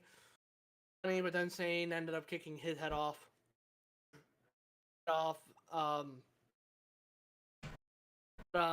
Then some of the Johnny Knoxville's toys from his series ended up getting involved, including the Nutcracker boot thing. I think the giant, Knoxville had a taser and had Sami Zayn running away from him, and ended up running into the giant high five machine, which I found funny. Knoxville ended up triggering some pyro while Sami Zayn was on the top rope to distract him. Using bowling ball and rolled a strike into Sammy's groin. But then all the Jackass crew ended up getting in the ring, and they brought out a giant mousetrap from under the ring, and Knoxville ended up tasing Zayn onto it, and I think the trap malfunctioned because Knoxville had to. I think he had a string that was supposed to trigger, but it malfunctioned, and he had to trigger it by hand, and that's how he ended up hitting Sammy for the cover. I can't remember everything that happened in this match, because I was laughing the entire time. I found this rather enjoyable. This was another one of the things that I found, like, this was much more entertaining than I thought it was gonna be. And it was another thing where I was like, Sami Zayn, I think, should have won, because he would have had a WrestleMania moment, but it's another one of those things where celebrities in the match, you know the celebrity is gonna win. But I thought with all the antics and all that, it was really worth watching. All right, I'm gonna go to Delisha first because I have a rant to go on. But Delisha, go ahead. Okay. Yeah, I was just gonna preface to say that I never really watched Jackass. I think I've only seen like a few clips. So this type of match was not for me. Just because like I have no stakes in this match. I don't care about Johnny Knoxville whatsoever. Not because I don't like him. I don't partake in his stuff. I love Sammy though. But so knowing what we got before we got to this match, knowing the shenanigans, I knew what type of match we were gonna get. So just this match was fine. And I'm happy for everyone who like loved it. Like I said, WrestleMania is supposed to have something for everybody, or usually WWE in general usually gonna have something for everybody. But so I just wasn't. I wasn't entertained by this match. I was entertained by Sami selling for Johnny Knoxville because Sami is a professional and that's what he's gonna do. And he was my entertainment factor in this match because he was just taking everything. And again, and I do give props to Knoxville for taking the crazy bumps, like taking that hell of a kick right off the bat. But I guess given what he's done over his year, that was probably that he probably didn't even feel it. I don't know. But like this kind of crazy shenanigans, it's the capital E of entertainment in the wrestling part of WWE, in the E part of WWE. And we got a little bit of wrestling from Sami, and then just pure entertainment. The fans seem to be into it, so I can't really, knock on this match. And no Slater and no Knoxville for WWE champion. I will not. I will turn off my television, or turn off the. Never mind. But all in all, I mean, it was fine. For what it was, but it just wasn't for me. This match was not for me. It was for people who enjoyed the Knoxville type of entertainment, so to speak. All right, welcome Slater. How are you doing? All right, let me start off by saying He can do the 24/7 champion. That's fine. He can take that's that. That's fine. Yeah. Well, not even WWE. It's the WWE. The Anyway, I have to give props to Sami Zayn because he did put on a show. He was a good sport about it, right? Also, props to Knoxville for taking some of those bumps. But like you said, he's probably used to it. And let's preface by saying we know celebrities are 95% of the time put over by the WWE, right? But what does it say when, like, I hate it when, like, you're a wrestler. This is the grandest stage of them all, and you lose to a celebrity. That's what upsets me. If you lose to a celebrity that's very athletic, like a Pat McAfee or a Logan Paul, stuff like that, that's understandable. But to, like, Johnny Knoxville, I would have not mind if Johnny Knoxville won via a 5-on-1 match, like where or however many Jackass people there were, all of them against Sami Zayn, like just surrounding him and then going off on him. That would have made more sense. But like a 1-on-1 match, I know they came in here and there. Why is Will writing garbage in the chat? Anyway, yeah. So, like, if it was like all the Jackass guys teaming up on Sami Zayn and then them winning that, or Knoxville winning that way, that would have made more sense. But having a wrestler who's supposed to, be a top tier athlete, losing, I don't like those things. But whatever. It's fun for the audience. And like Will said he had fun. Slater had a great time. This is actually one of the higher rated matches from the things I've seen. But it's more of an entertainment factor. This is where the entertainment comes in as opposed to the wrestling, right? So, good for the people who enjoyed it, but like I said, I don't like seeing celebrities in most cases being put over by wrestlers. I know it's best for business, but in this case, Sami, I think, deserved a better outcome, in my opinion, because of who he is and everything he's put into the company. All right. One last thing before we continue, because I do agree with you that I think that this was a great entertainment match. Wrestling, no, but entertainment, yes. That's what I feel like this was. Mm-hmm. Okay. The next match was for the Women's Tag Team Championships, featuring the Women's Tag Team Champions, Queen Zelena, Carmella, against the reunited team, part of Team Bad, Sasha Banks and Naomi, Shayna Baszler versus Shayna Baszler and Natalya versus Rhea Ripley and Liv Morgan, and I believe this is Will's match. Yeah, this is me. This is me again. I'm gonna admit I don't really remember much of this match, only because I was still laughing about the whole Sami Zayn and Johnny Knoxville match, and I couldn't get over that.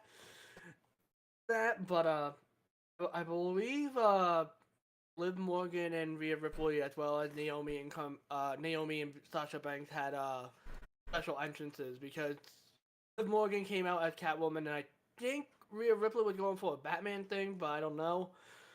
Oh, and then Sasha Banks came down in a neon green car with I think it was a Mercedes, but I don't know No, cars. it was Lamborghini, I believe. Yeah, Lamborghini. I'm sorry, I don't know cars. At me with Naomi, and this is something that drove me crazy. The men's triple threat tag match had one of each team in the ring, but the women's fatal four-way tag only had two members from two teams in the ring, and that drove me crazy. Right. It's like I think it should have been like the men's, where one member of each team starts in the match. I mean, it probably would have been crazy, but it ended up getting crazy with everyone involved at one point, anyways. Because shortly after the match begun, I think it was Liv Morgan and Sasha Banks in the ring with the other six fighting outside, and then Liv Morgan and Sasha Banks just going flying outside the ring with suicide dives and tandem on everyone outside the ring.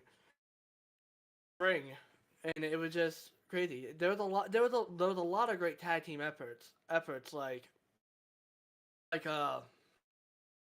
Natalya and Shayna Baszler doing great tag team tandem offense, including going for a heart attack in tribute to Jim Neidhart, Natalya's father, which I thought was great. But I liked the match, but I didn't like it too much. I don't remember too much about it. I know that it was a great ending with Naomi and Sasha Banks doing a tag team face breaker on, I think it was Carmella, which I wonder how much it would actually affect her because she was wearing her mask, but it ended up leading to Sasha Banks getting the cover. And I do agree that I think Sasha Banks and Naomi are worthy champions. It wasn't going to be my initial team pick. I was behind Rhea Ripley, Liv Morgan all the way, but I'm happy that it was them. If it wasn't going to be Liv and Rhea. Yeah, and I think it is a good moment, and I think it could lead to Naomi joining the Bloodline and Hall of Champions that the Bloodline is having going on. But I know that there was other spots that I'm missing. I just don't remember the match off the top of my head because all I was thinking about was the Sami Zayn Johnny Knoxville match during the women's tag. But this is just how I'm remembering it. Delisha, you can fill me in on anything that I might have missed because I know you paid attention to those women's matches also. Yeah. But I think it was good.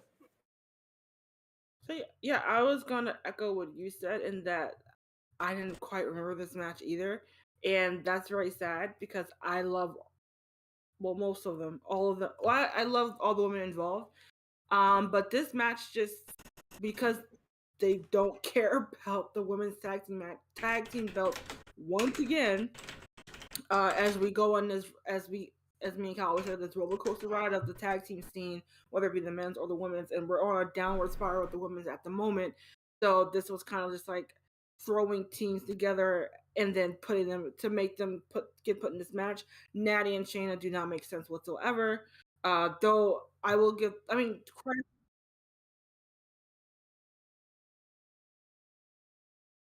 Oh, okay. Um. I was just gonna say like they just threw them all together. Although I would say Liv and Rhea are growing on me, and Naomi and Sasha, they've been friends for what, about 10 plus years. They're gonna work well together. There's no surprise about that. But I was saying, giving credit to them, they did the best that they could with what they were given. But this match didn't do it for me at all. And I'm really mad at myself because I saw this tweet that had stats for Naomi and Sasha. This was I'm trying to remember what they said. This broke Sasha's losing WrestleMania streak. While she's had plenty of matches at WrestleMania, I don't think she's ever won one, or this was her second win at WrestleMania. But it's been like the last couple of years, all her WrestleMania matches she's lost. This is was her Naomi. first one at Mania. This is her first win. Okay. So which is like, wow. So if you think about it, Sasha Banks' her first win at WrestleMania. That's probably why she was also emotional at the end of this match. This is Naomi's first title in 5 years. Yeah, 5 years. This woman who's been over since in all those 5 years, this past is just her first title, being able to get a title, which is criminal, I tell you. Uh, and they are also the first Black women's champions to hold these belts. Collectively, Sasha's held it before, and like I said, this is Naomi's first being a tag team champion. So I'm really glad for them. I'm hoping with Sasha being, she kind of has some pull of being a really big superstar and a nationally or world renowned talent, that putting the belt back on her will elevate it again. And her and Naomi are a really good team. Of the four teams, they're the ones that they work the best together at the moment. Again, because they have that 10-year plus friendship. They've teamed together before with Team Bad back when Sasha got the call up. And Liv and Rhea, it seems like they're going to be a team for a little bit as well. They might even be the ones to challenge again for that title at Backlash. Carmella and Zelena, they're fine. I think honestly they don't really know what to do with Zelena or Carmella. They just kind of just put them in there to make things happen. I didn't really, their reign of tag championship was forgettable. Outside of Zelena being Queen Zelena, there was really nothing much to this pair. I don't know. It depends on what happens tonight on Raw if they will still be a team or not, because there was, dissension as they're trying to push Carmella and this Corey reality TV show, which no one is watching, to my knowledge. But yeah, overall, the women, it was fine. It was a fine match. They did what they could with what they were given, but honestly, it was forgettable. Yeah. I agree with what you and Will both say, and I actually want to echo what Will was saying about winners this match. I don't think Sasha should have won this match. As much as I love Sasha, I think her WrestleMania moment should come in a singles stage after everything that's happened to her, like how she's lost singles match after singles match and singles match. And besides the tag with Bayley to the Iconics, and I feel like she's never really had a really good WrestleMania moment. And this having her first win, I don't think it should have been her first win like this as a tag team. I think she should have got it as an individual. That would have been better. Having Liv Morgan and Rhea Ripley when this would have meant more. Would have given Liv her WrestleMania moment, as well as Rhea, I guess, because she hasn't really had a moment either. That would have been more appropriate, especially of what Liv Morgan's gone through this year with battling Becky and coming so close. To touch the tag team titles for her would probably meant a lot. So I would have rather seen them win. That's all I have to say about that for this match. Other than that, it was entertaining. I do agree with Will. It should have been all four starting one member of each team being represented in the ring, because otherwise it makes no sense. As a champion, why would you ever tag out of the ring? Because if you're not in the ring, you have a 0% chance of winning the match. So you're obviously going to automatically lose. Obviously you're going to lose your title if you're not in the ring. So if you're a champion, why would you ever tag out of the match? It makes no sense. Did Rhea win last year? I don't know. Who did she fight? Will, do you know?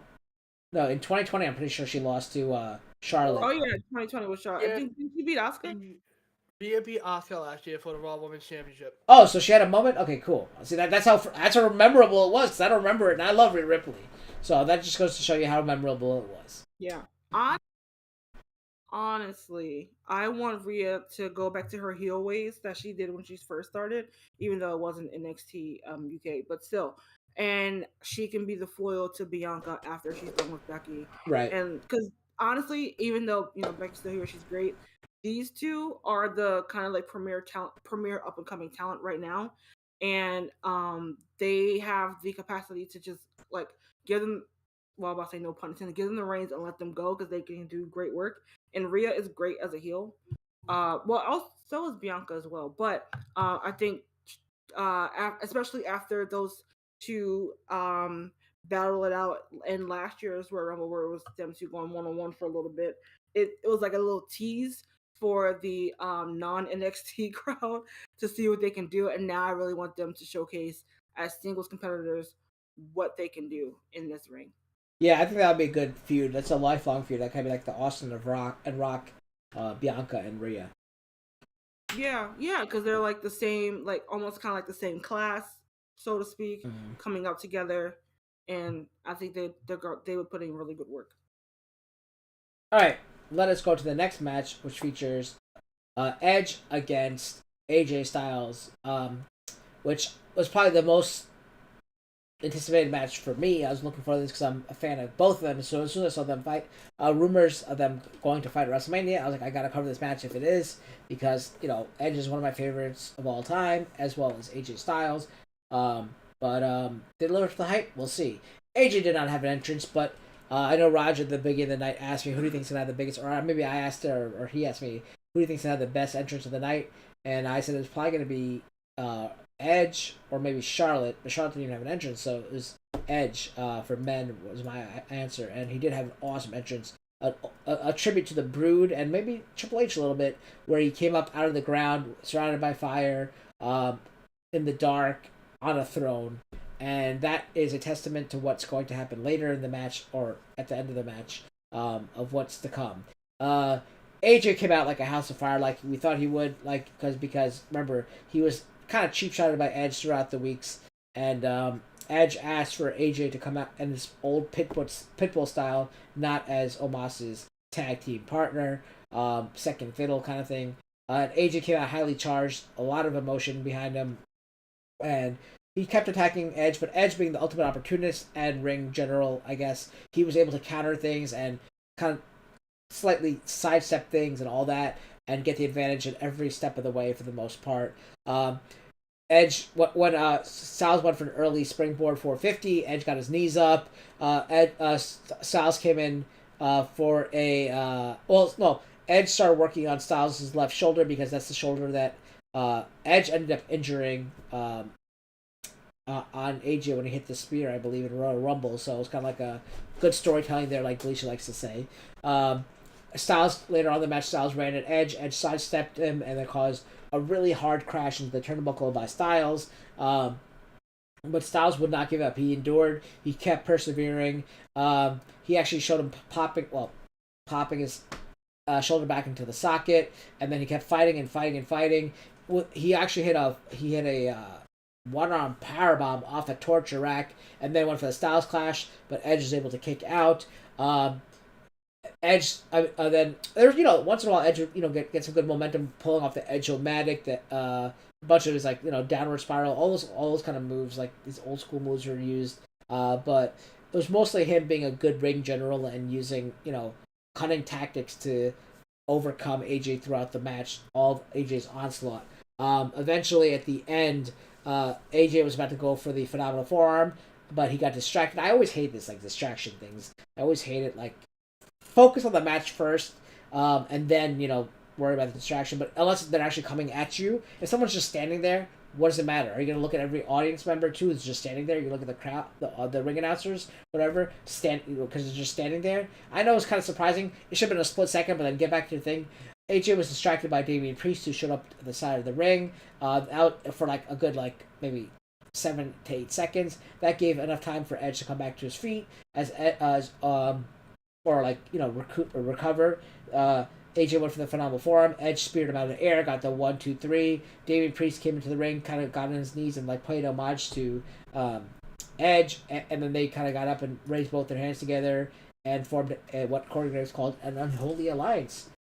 Which is crazy which is cool because there were rumblings about Edge starting his own stable, maybe a new Brood, and I love it that it's Damian Priest. Maybe seeing someone like Tommaso Ciampa in the future in that group, if he's still around, that would be cool. And then maybe adding a big man, even though Damian Priest is considered a big man, maybe adding another big man that's like the enforcer. That would be an awesome thing to see.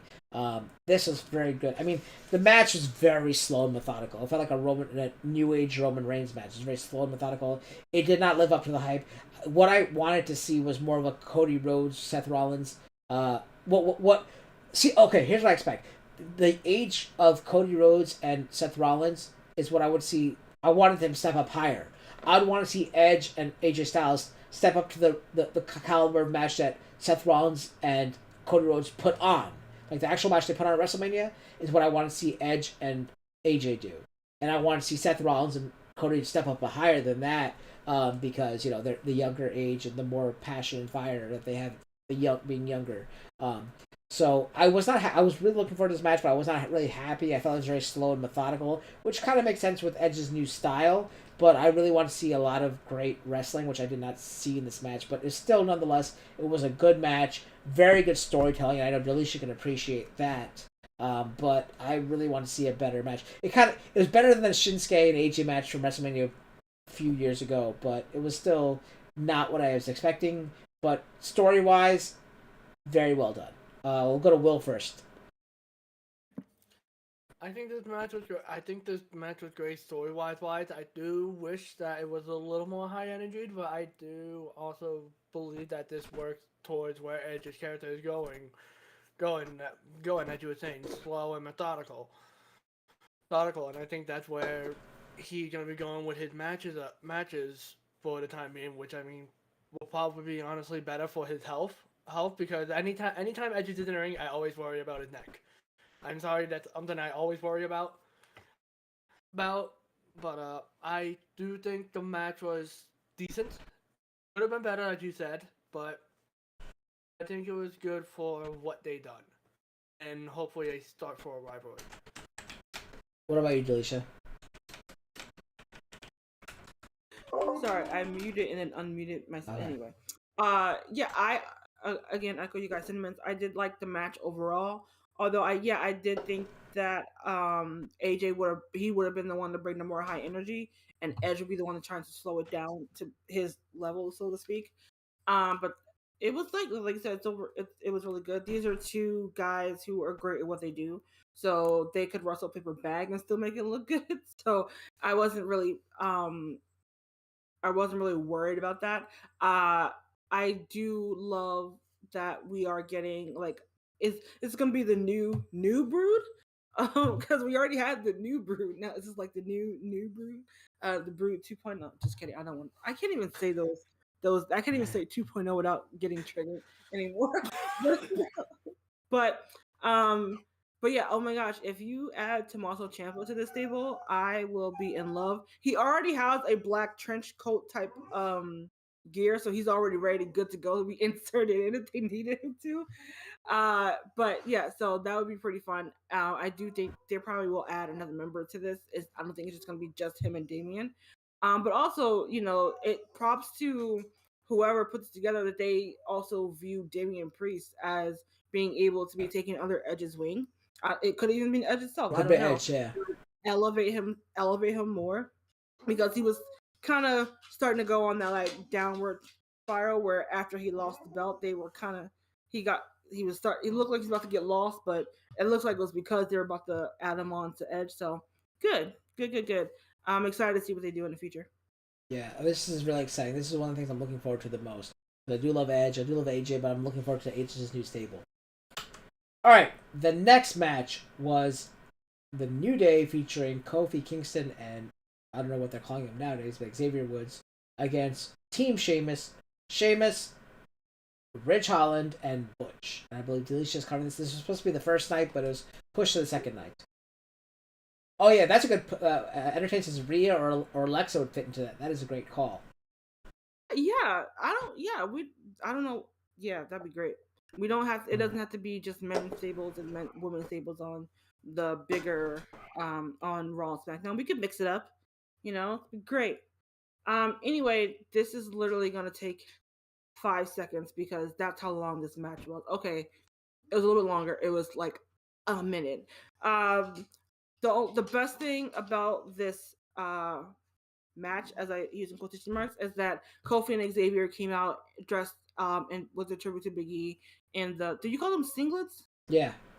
Okay, I don't know why, but because it's double straps, I don't know why my mind doesn't think that. But it's a single piece. That's what I mean. It's like I get it anyway. I get it, but my mind is like it got anyway. So they came out in the singlets and the long like trench coat that Big E wears as a tribute to their friend who was recovering from a broken neck. And he seems to be he's in really good spirits and doing really great. So big ups to Big E. Get well soon. Can't wait to see you back. And right away, Kofi gets the Trouble in Paradise onto Rich Holland, and literally the match I thought was over then, but nope. They would go on for another 30 seconds, as I am not calling him Butch. I don't care. I am not disrespecting that man's legacy like that. Pete Dunne kept, I don't know why, kept trying to get involved with the match, which would keep Sheamus having to keep him off the interfering so don't get disqualified. But it was distraction enough for Sheamus to hit Xavier Woods with the bro kick, and for Rich Holland to hit him with the what is it called, Northern Grit, to get the win for, like I said, that minute, maybe minute and a half, being generous match. That honestly, if this is what they were going to do after cutting them the first night, I would have rather have not even just seen the match, because all these dudes deserved so much better. Especially when Kofi and Xavier went through all the trouble to pay tribute to their friend Biggie with that gear. Like, you literally, the 15,000 video packages there, y'all could have cut some of those and gave them at least, at the very least, bare minimum, the 5 minutes that they could have put this on. Now, I do get that this was not the original plan. It was supposed to be 3-on-3 with Biggie and Pete Dunne being inserted, but of course, Biggie's out, so they just kept it 2-on-2. But, or, I don't even know. I was like, because of the disrespect, I'd rather just not seen the match at all. I don't know about you guys. I agree with you. It was stupid. They should have had a 3-on-3. Obviously, unfortunately for Big E being hurt. But I think if it was a 3-on-3, this match could have definitely. They could have removed one of those other matches from the first night and had this one instead. You know what? I'm sorry, I didn't mean to interrupt, but it literally just came. Honestly, because he wasn't even on the card, they could have just added in Ricochet, who's the SmackDown. They could have, Ricochet, who was the SmackDown IC title holder, who didn't have a match on WrestleMania, by the way, inserted him, and just as just not a placeholder, but so they can have that 3-on-3. And look, we have Ricochet on the card, and that, again, the high flyingness of the other two, they would have complemented the more brute style of Sheamus, Ridge, and Pete, who they don't have a name. They just call them Team Sheamus. Yeah. I agree with you. That's a great idea. They should have Ricochet. Okay. Will, your thoughts? I agree. I agree that Ricochet should have been on the card. I think that this match was initially supposed to be going longer on Saturday, but they had to cut it because of all the promos. But you can't blame WWE for the promos, guys. Peacock puts ads on everything, and they don't want to have people miss a match during the Peacock ad, so WWE puts up those promos instead. While Peacock's playing. Wait, is that what's happening? Yes, that's what's happening, because Peacock puts ads on everything. Well, so WWE doesn't want fans missing anything, so they put those promos up when an ad is playing for whoever doesn't have Peacock Premium. Oh, well then, now I understand. Because with Peacock Premium, we're getting all these promos. We're like, what's going on? Why do we keep getting promo? Good to know. But that's not WWE's fault in that sense. But I do think the match should have went longer. I would have given them maybe. I would say the match was probably 2 minutes max. I would have given them 5-10 minutes. A couple matches that they could have cut some time from to add to that, but at least they were on the card.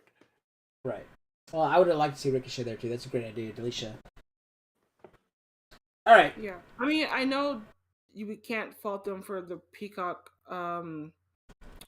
needing to do ads, because that's how they make money. But that they're doing ads because you have these video packages in place, then you should be able to work around that and make sure your stars are used properly. But this is WWE, so getting things cut like this is not right. Even without the Peacock excuse. They've done this in the past as well. So. To be honest, I had no idea though until Will just told me. I had no idea. Yeah. All right. I knew that the Peacock was run ads on the non-premium site because we were talking about it overnight, but it didn't, for some reason it didn't click that's why we were getting so many. Or maybe because I don't know how many ads Peacock ran because I have premium, so I don't get ads. So maybe that's why it didn't click. That's why we were getting. It's why I switched to freemium. They play way too many ads on their stuff. Gotcha. I had a joke, but it'd be too soon. Anyway. The next match featured Pat McAfee against Austin Theory. I believe this is Will's. So, yeah, this is me. I will say I was very entertained on this also. I thought Pat McAfee was very great. But it actually started off with Mr. McMahon coming out and, like, presenting Austin Theory, which I think is great for Austin Theory's character, and it really hypes up that he's going to be this big thing that WWE wants to push. And then Austin Theory comes out and does a selfie with Vince, and then we get Pat McAfee coming out with the Dallas Cowboy cheerleaders, which I thought was a great entrance for him, and he ended up kicking a football into the crowd that went like really deep into the crowd to represent him being a punter for the NFL. Oh, and I thought it was great. There was some great athletic moves by both men, and at one point they were outside the ring. Pat McAfee casually just grabs a headset from the announce table and starts commentating himself as he's beating up Pat McAfee. I think this is the first time that a commentator was commentating his own match while beating up the opponent, which I thought was very hilarious. And match continues, and Pat McAfee's on the top rope showboating, and he goes for a swanton but misses. And then Austin Theory goes up to the ropes and says, "My turn to go up." And I mean, the crowd was absolutely behind Pat McAfee. I think they were singing his theme song almost the entire match. I can't believe how over Pat McAfee was. But Pat McAfee ended up going up, beating Austin Theory up at the top rope for a superplex. Theory ended up shoving him off, but instead of just falling to the mat, Pat McAfee I think did a backflip, landing on his feet, and jumped from the apron from the ring mat onto the top rope and hit a superplex. And I don't remember what Pat McAfee did for the win, but Pat McAfee ended. I think it may have been. I don't remember what move he. Oh, Austin Theory was going for a town down, his finisher, but Pat McAfee countered it into a quick roll up for the victory. The surprise roll up victory there. Then and then it kind of went south for me, because then Pat McAfee starts taunting Vince McMahon and tells Vince McMahon to get into the ring with him as he's celebrating his victory. And then we get a surprise match between Pat McAfee versus Mr. McMahon, which was actually initially Pat McAfee's rumored opponent when McMahon announced that he'll have a match at Mania on the Pat McAfee show. So everyone was thinking, oh, Pat McAfee's going to fight Mr. McMahon. And turns out we did end up getting that match, and that kind of soured on me because I didn't really like it, because it just was Vince just beating up Pat McAfee. He didn't really take any bumps, which I mean I understand because he's like a 78-year-old man. And Vince McMahon would end up pinning Pat McAfee 1, 2, 3.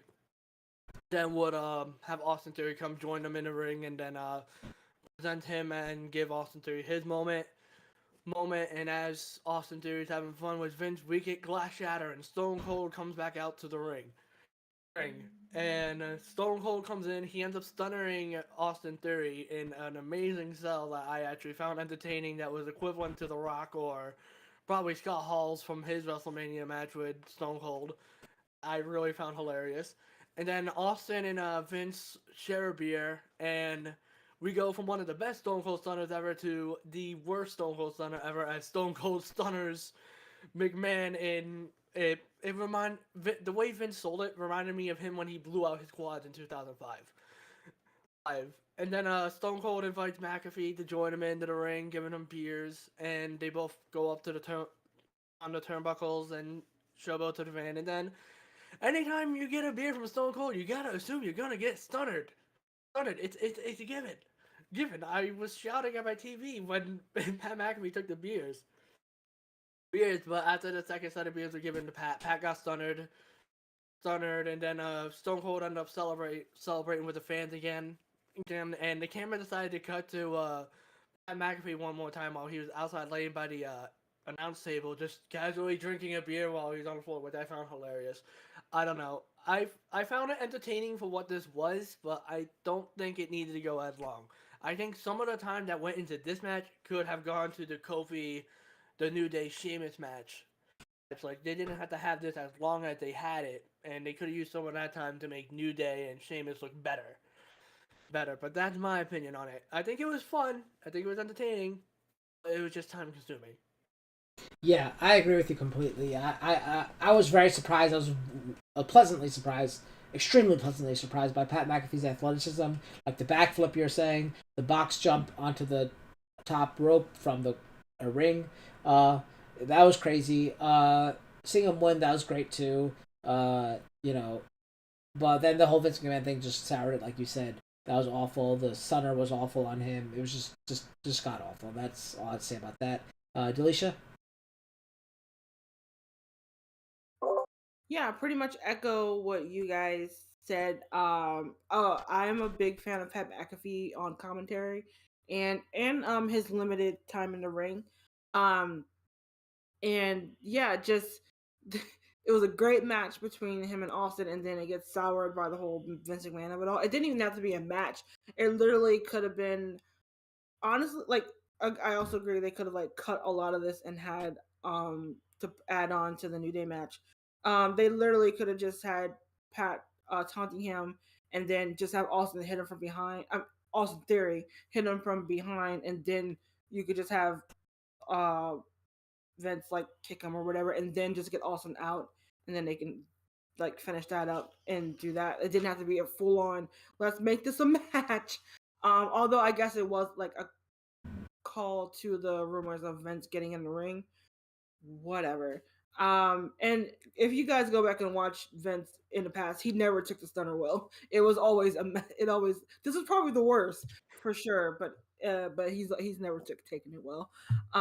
But it was entertaining for what it was, but again, I agree it went too long and it kind of soured the whole thing for me a little bit. But I enjoy Pat McAfee.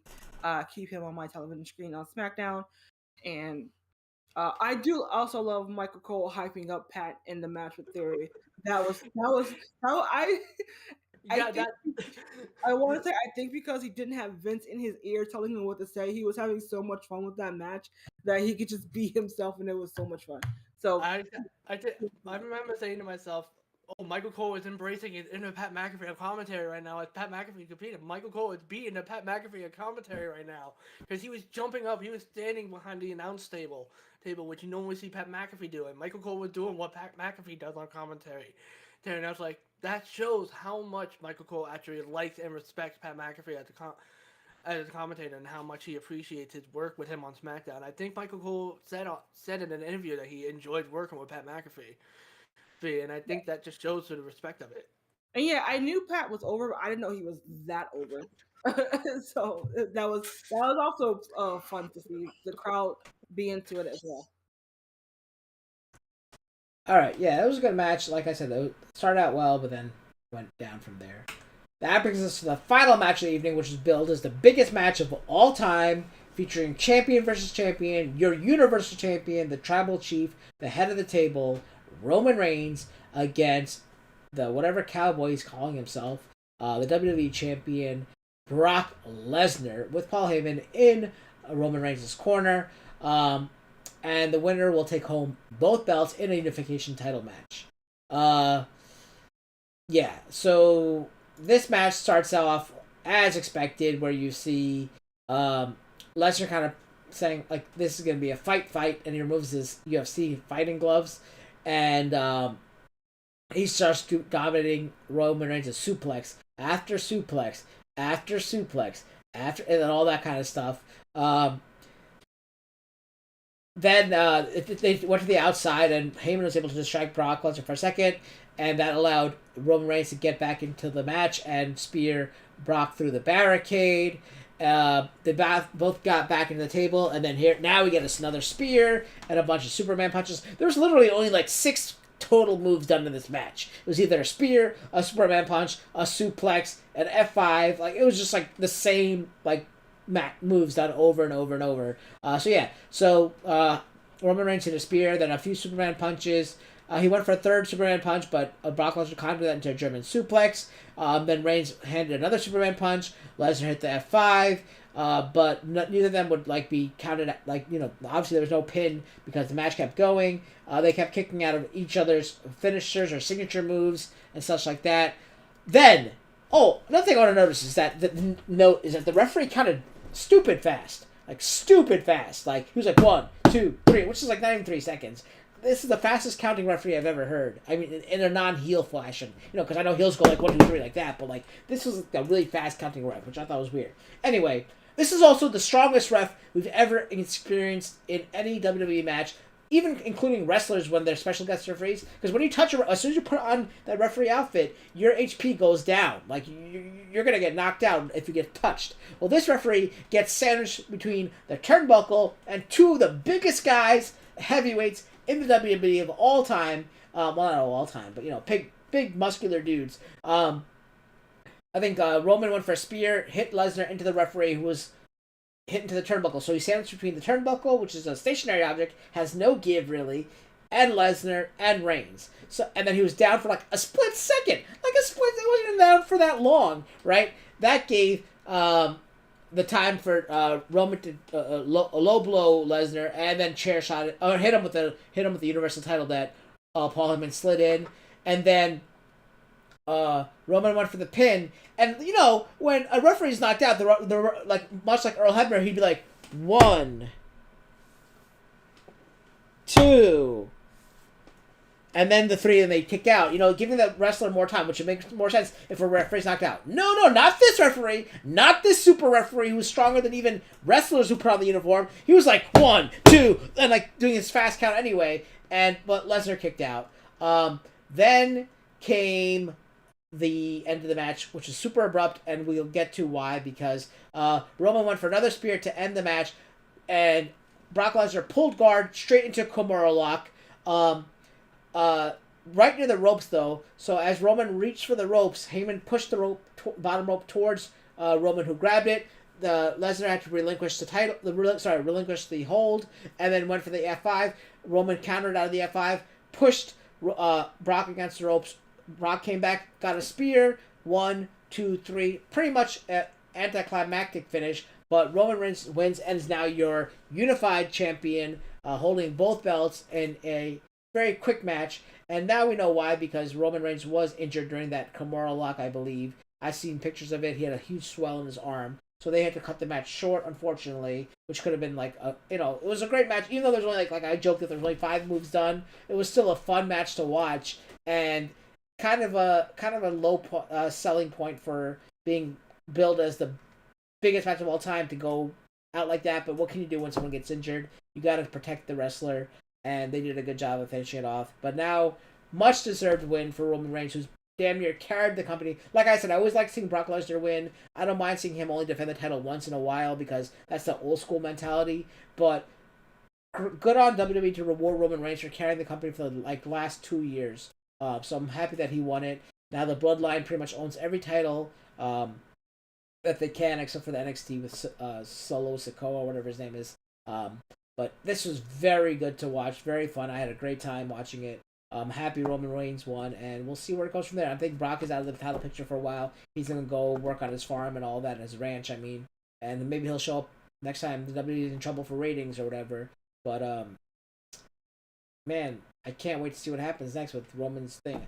Though I do have to say, I always hate when they unify titles, because there's so many wrestlers who need opportunities. So you're cutting, at least at the top level card, opportunities in half, because now you only have one championship. Maybe he'll defend it twice a night. Probably not. But it sucks that you're taking away opportunity. So let's go to Delisha first on this. And Delisha, your thoughts?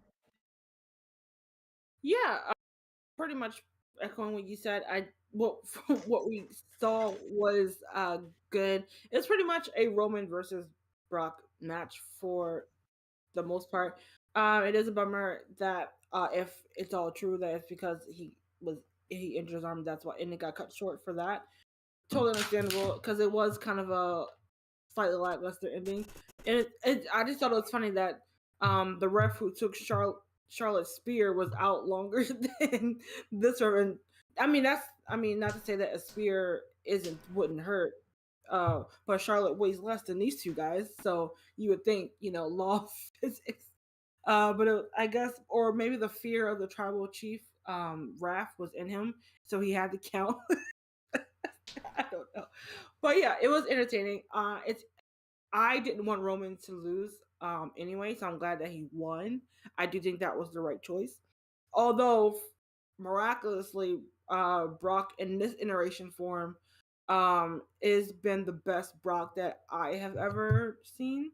To me, Brock has always been great in the ring, but now he has a character that I can like be entertained by or get behind. So I do think that was fun.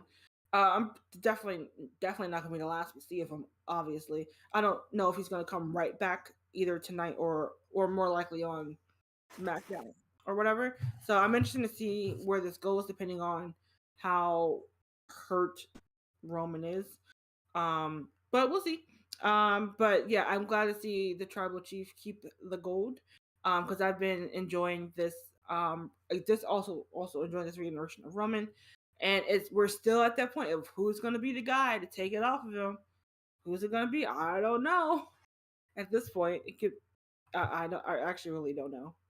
Yeah, I was kind of hoping at the end of the match, after Brock left the ring, I thought Roman would stay there and celebrate and then get on the mic and start saying, maybe because of injury he didn't, but I was hoping he'd say how he's the greatest in this family, and he's definitely the head of the table, he's the new chief, and all that, and then we would hear, if you smell, la, la, la, and the Rock comes out, and then, gets in his face and stuff. Maybe might have congratulated him at first, but then said, like, listen, you should know your role and shut your mouth because I did like trailblaze for all of us. Besides the High Chief Peter might be and him being a third generation wrestler and all that. Like he is, besides and Yokozuna as well. Like those kind of guys for the Anoa'i family. They are the big names. And now Roman Reigns is carrying the belt and the mantle of that family on. But The Rock is the step before him, and I don't think he's ever really acknowledged The Rock. So yeah, or he'd be like, let's be real. I'm the real tribal chief of this family.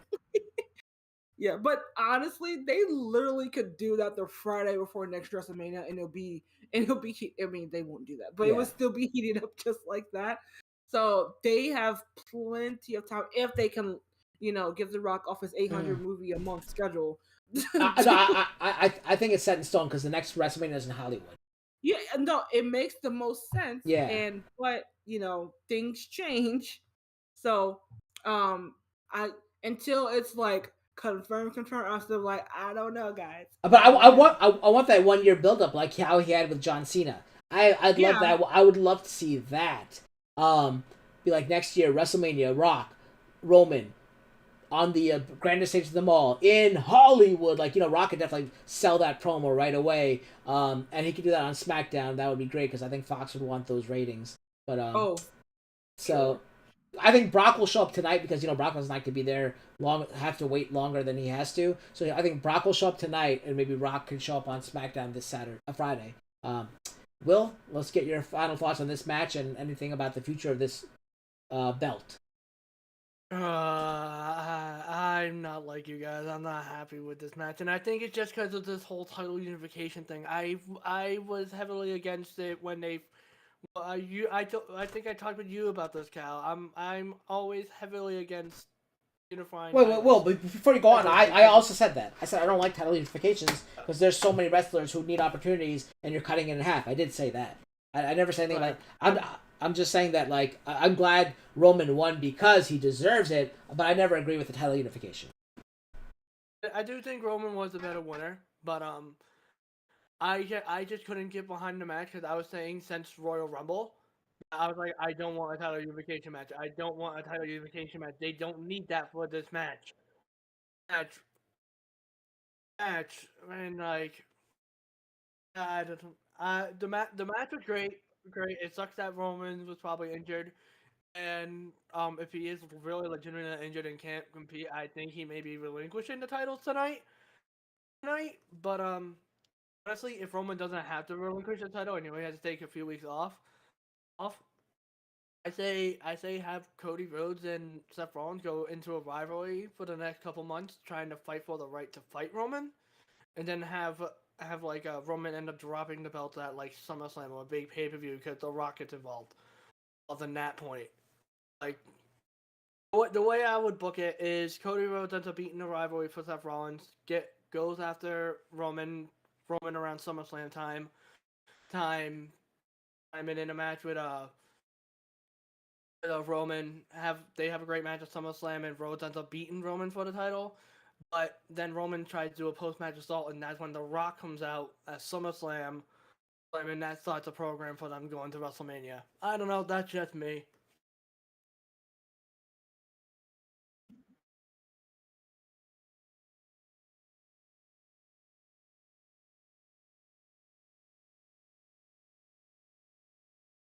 Sorry, I'm on mute. Sorry, I know. I'm sorry, guys. I'm not for you, not for Deletion Will, but I was going to read for AfterMat audience. I don't think that should happen. I feel like a Roman should be unbeatable by anybody.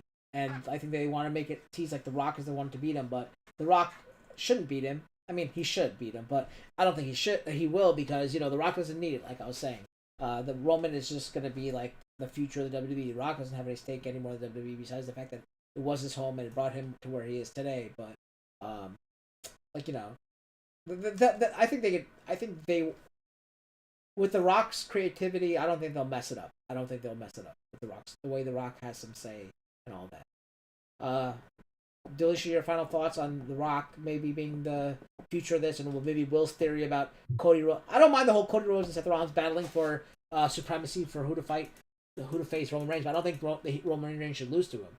I think The Rock is going to be a bigger, because then what stake does The Rock have in coming back? Like if Cody Rhodes could beat Roman Reigns, like it should be that unbeatable factor against the irresistible force, meaning the immovable object that they always talked about since WrestleMania 3, Hogan, Andre the Giant kind of thing, to here. But yeah, Delisha, your thoughts on what Will has to say about? I agree with Will with the Seth Rollins and Cody Rhodes thing, but I don't think anyone should beat Roman Reigns. Delisha? A catch-22 because Roman is so great right now. He doesn't need the title. It fits into his storyline of it being a way to feed his family, but he's so good right now. He doesn't specifically need the title, especially to sell a Roman versus Rock match. That thing right there sells the tickets.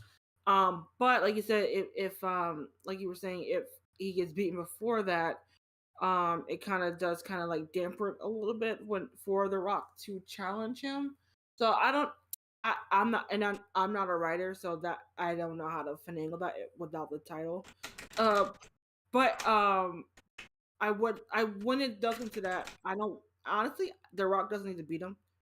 Especially with him not being not even on the list of superstars for WWE. I do think The Rock would put him over, and let Roman continue his, well, no pun intended, reign of terror, I should say.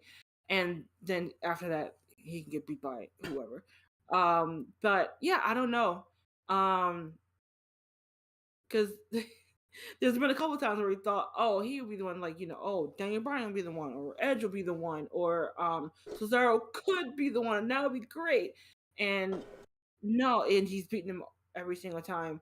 And I don't know what's gonna happen tonight with the belts. Since they have not made it into one belt, they kind of made it that Becky 2-belt situation.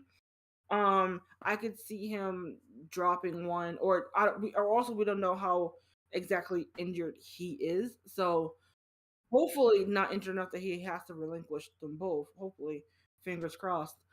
That's just me being selfish. But yeah, so I don't know what type of situation we're looking at in terms of the actual belt situation. So, or he could do double duty and be on Raw and SmackDown, defending them. But I don't know. I do agree with Will. I didn't like the unification title stipulation. Although people keep rumoring that they're going to lose the split roster, but still, keep Raw and SmackDown as like, because they're on different networks. But I don't know. I hate that. I don't know. I need to watch like Raw tonight, and then that can help me like formulate like what could happen in the future. Yeah, that's probably a cop out answer, but all right. Well, it's been a long night, let's go ahead and wrap up with our finishers. We're gonna start with our guest host, Will. Actually, no, not our finishers yet. Sorry. Let's talk about your low point, high point, and grade for the second evening, Will. I would say that my low point for the second evening was the Lashley Omas match. In my opinion, I think that's the low point for me. And as for a high point, I think Roman capturing both belts is a high point of the night. But for me, it was the Edge versus AJ match. I feel like that was better than the Roman and Lesnar bout. But that's just my opinion. Delisha? Yes. High point for me. I think I'm just gonna give it for giving the right call of letting Roman be champion. Or being the champion, because I think that was the more better play to go.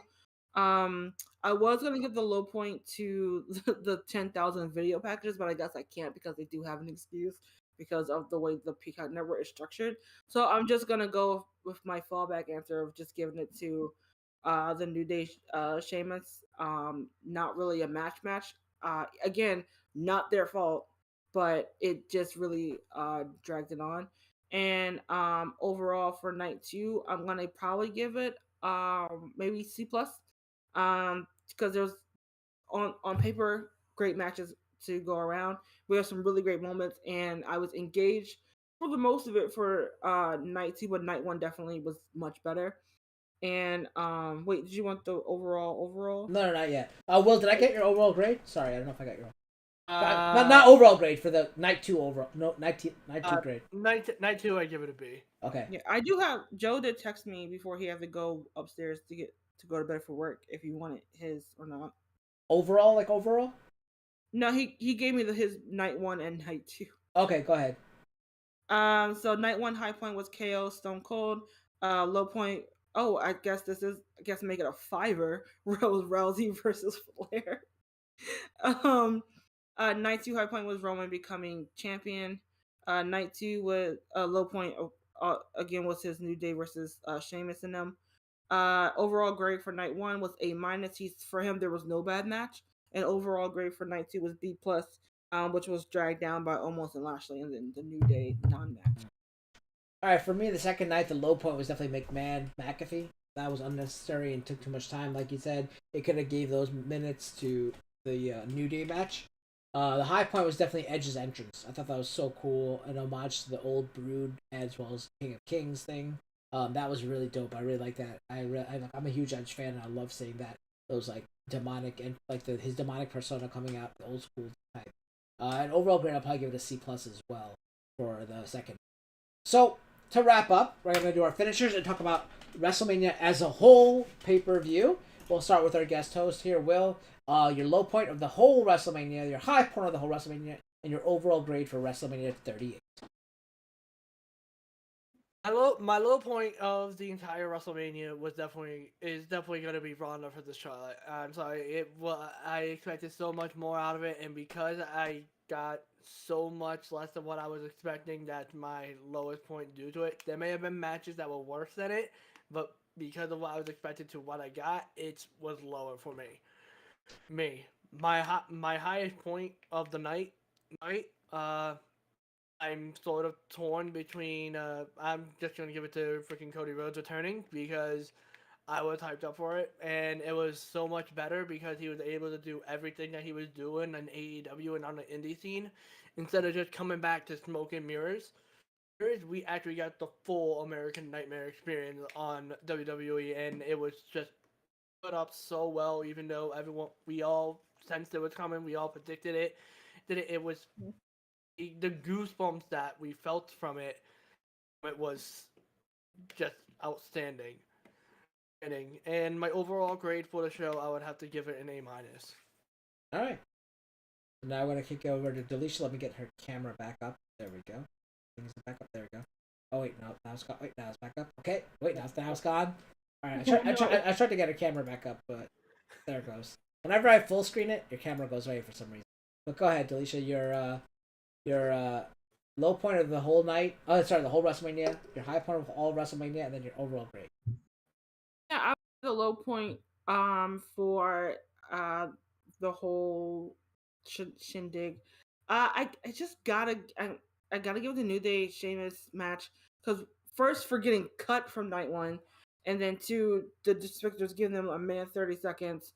For all that you could have threw them on the pre-show honestly if you were gonna do that. And because like they could have put on a really good match. And who knows, it could have stole the show. We will never know because they never got the chance. High point, it's still gonna be Becky and Bianca for me. Just the long term storytelling and them just putting on a banger of a match. I'm sorry, it just did it for me. So that's my high point. And overall grade, I think I'm gonna give it B plus. Combined, I guess that would be the actual average between what B. I think it was like B minus and C plus grades. Um, but yeah, overall, it still an enjoyable show. It wasn't terrible. Like there was still a lot that I enjoyed on both nights, and then over the two nights, it was great.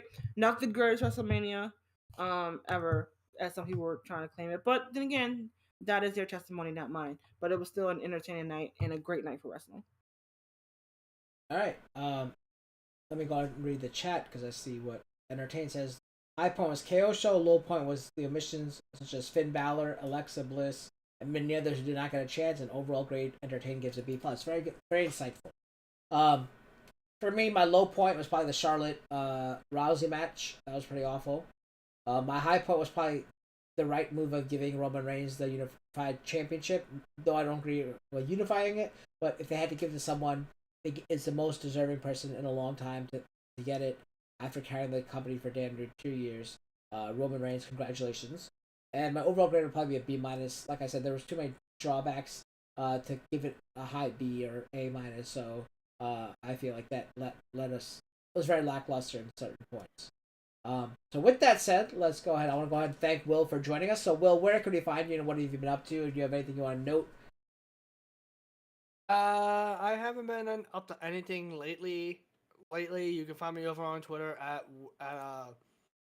that awkward moment you're forgetting your own Twitter handle. You can find me over on Twitter at Willow Firefox.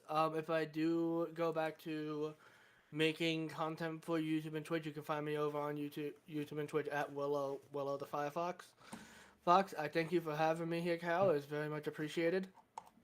All right, Delisha, where can we find you? And do you have any other news for us? You can find me on Instagram and on YouTube at Delisha Renee TV. If you were following me on Instagram last week, you knew I had all intents and purposes of having a video up, and then I lost the footage. But after some shenanigans, I was able to get back half of it from the cloud storage. So I still I have to go and reshoot the other half, and then hopefully to get it out to you guys this week. Going over actually I'll just say what it was. I was gonna go over this young one's birth story. Or sorry, if you don't know, I do vlog style of my life in general and doing health and food nutrition stuff as well. Yeah, so you can find both Will and Delisha's information down in the description below, so make sure you check them out. As for me, I won't be streaming for a while because there's no really games I want to stream. If there is some summoning that I will do in Genshin, that'll come out. That'll be like a game time decision, or maybe a week time decision, week before it. But as for AfterMat, the next time you'll see us is in 3 weeks for the AfterMat season-ending special of Season 5 of the AfterMat Awards, where we take some new awards, but our old favorites, and award them to the things we liked this year for our AfterMat season. Because remember, our season ranges from the Raw after WrestleMania through WrestleMania. So this is the end of the season, so we'll have the AfterMat Awards, and then we'll kick that off. Right after that, we'll kick it off with Season 6, and after it'll be WrestleMania Backlash. But you can always find me here on the Kingslayer Network, over on Twitter as well at KingslayerNet. And I want to thank once again Will for joining us. Congratulations to Delisha and Joe on a beautiful, healthy baby Rose. And the next time you see us, like I said, is after the awards. Until then, keep slamming the haters and become the champion of your dreams. See you later. Bye guys. Everybody.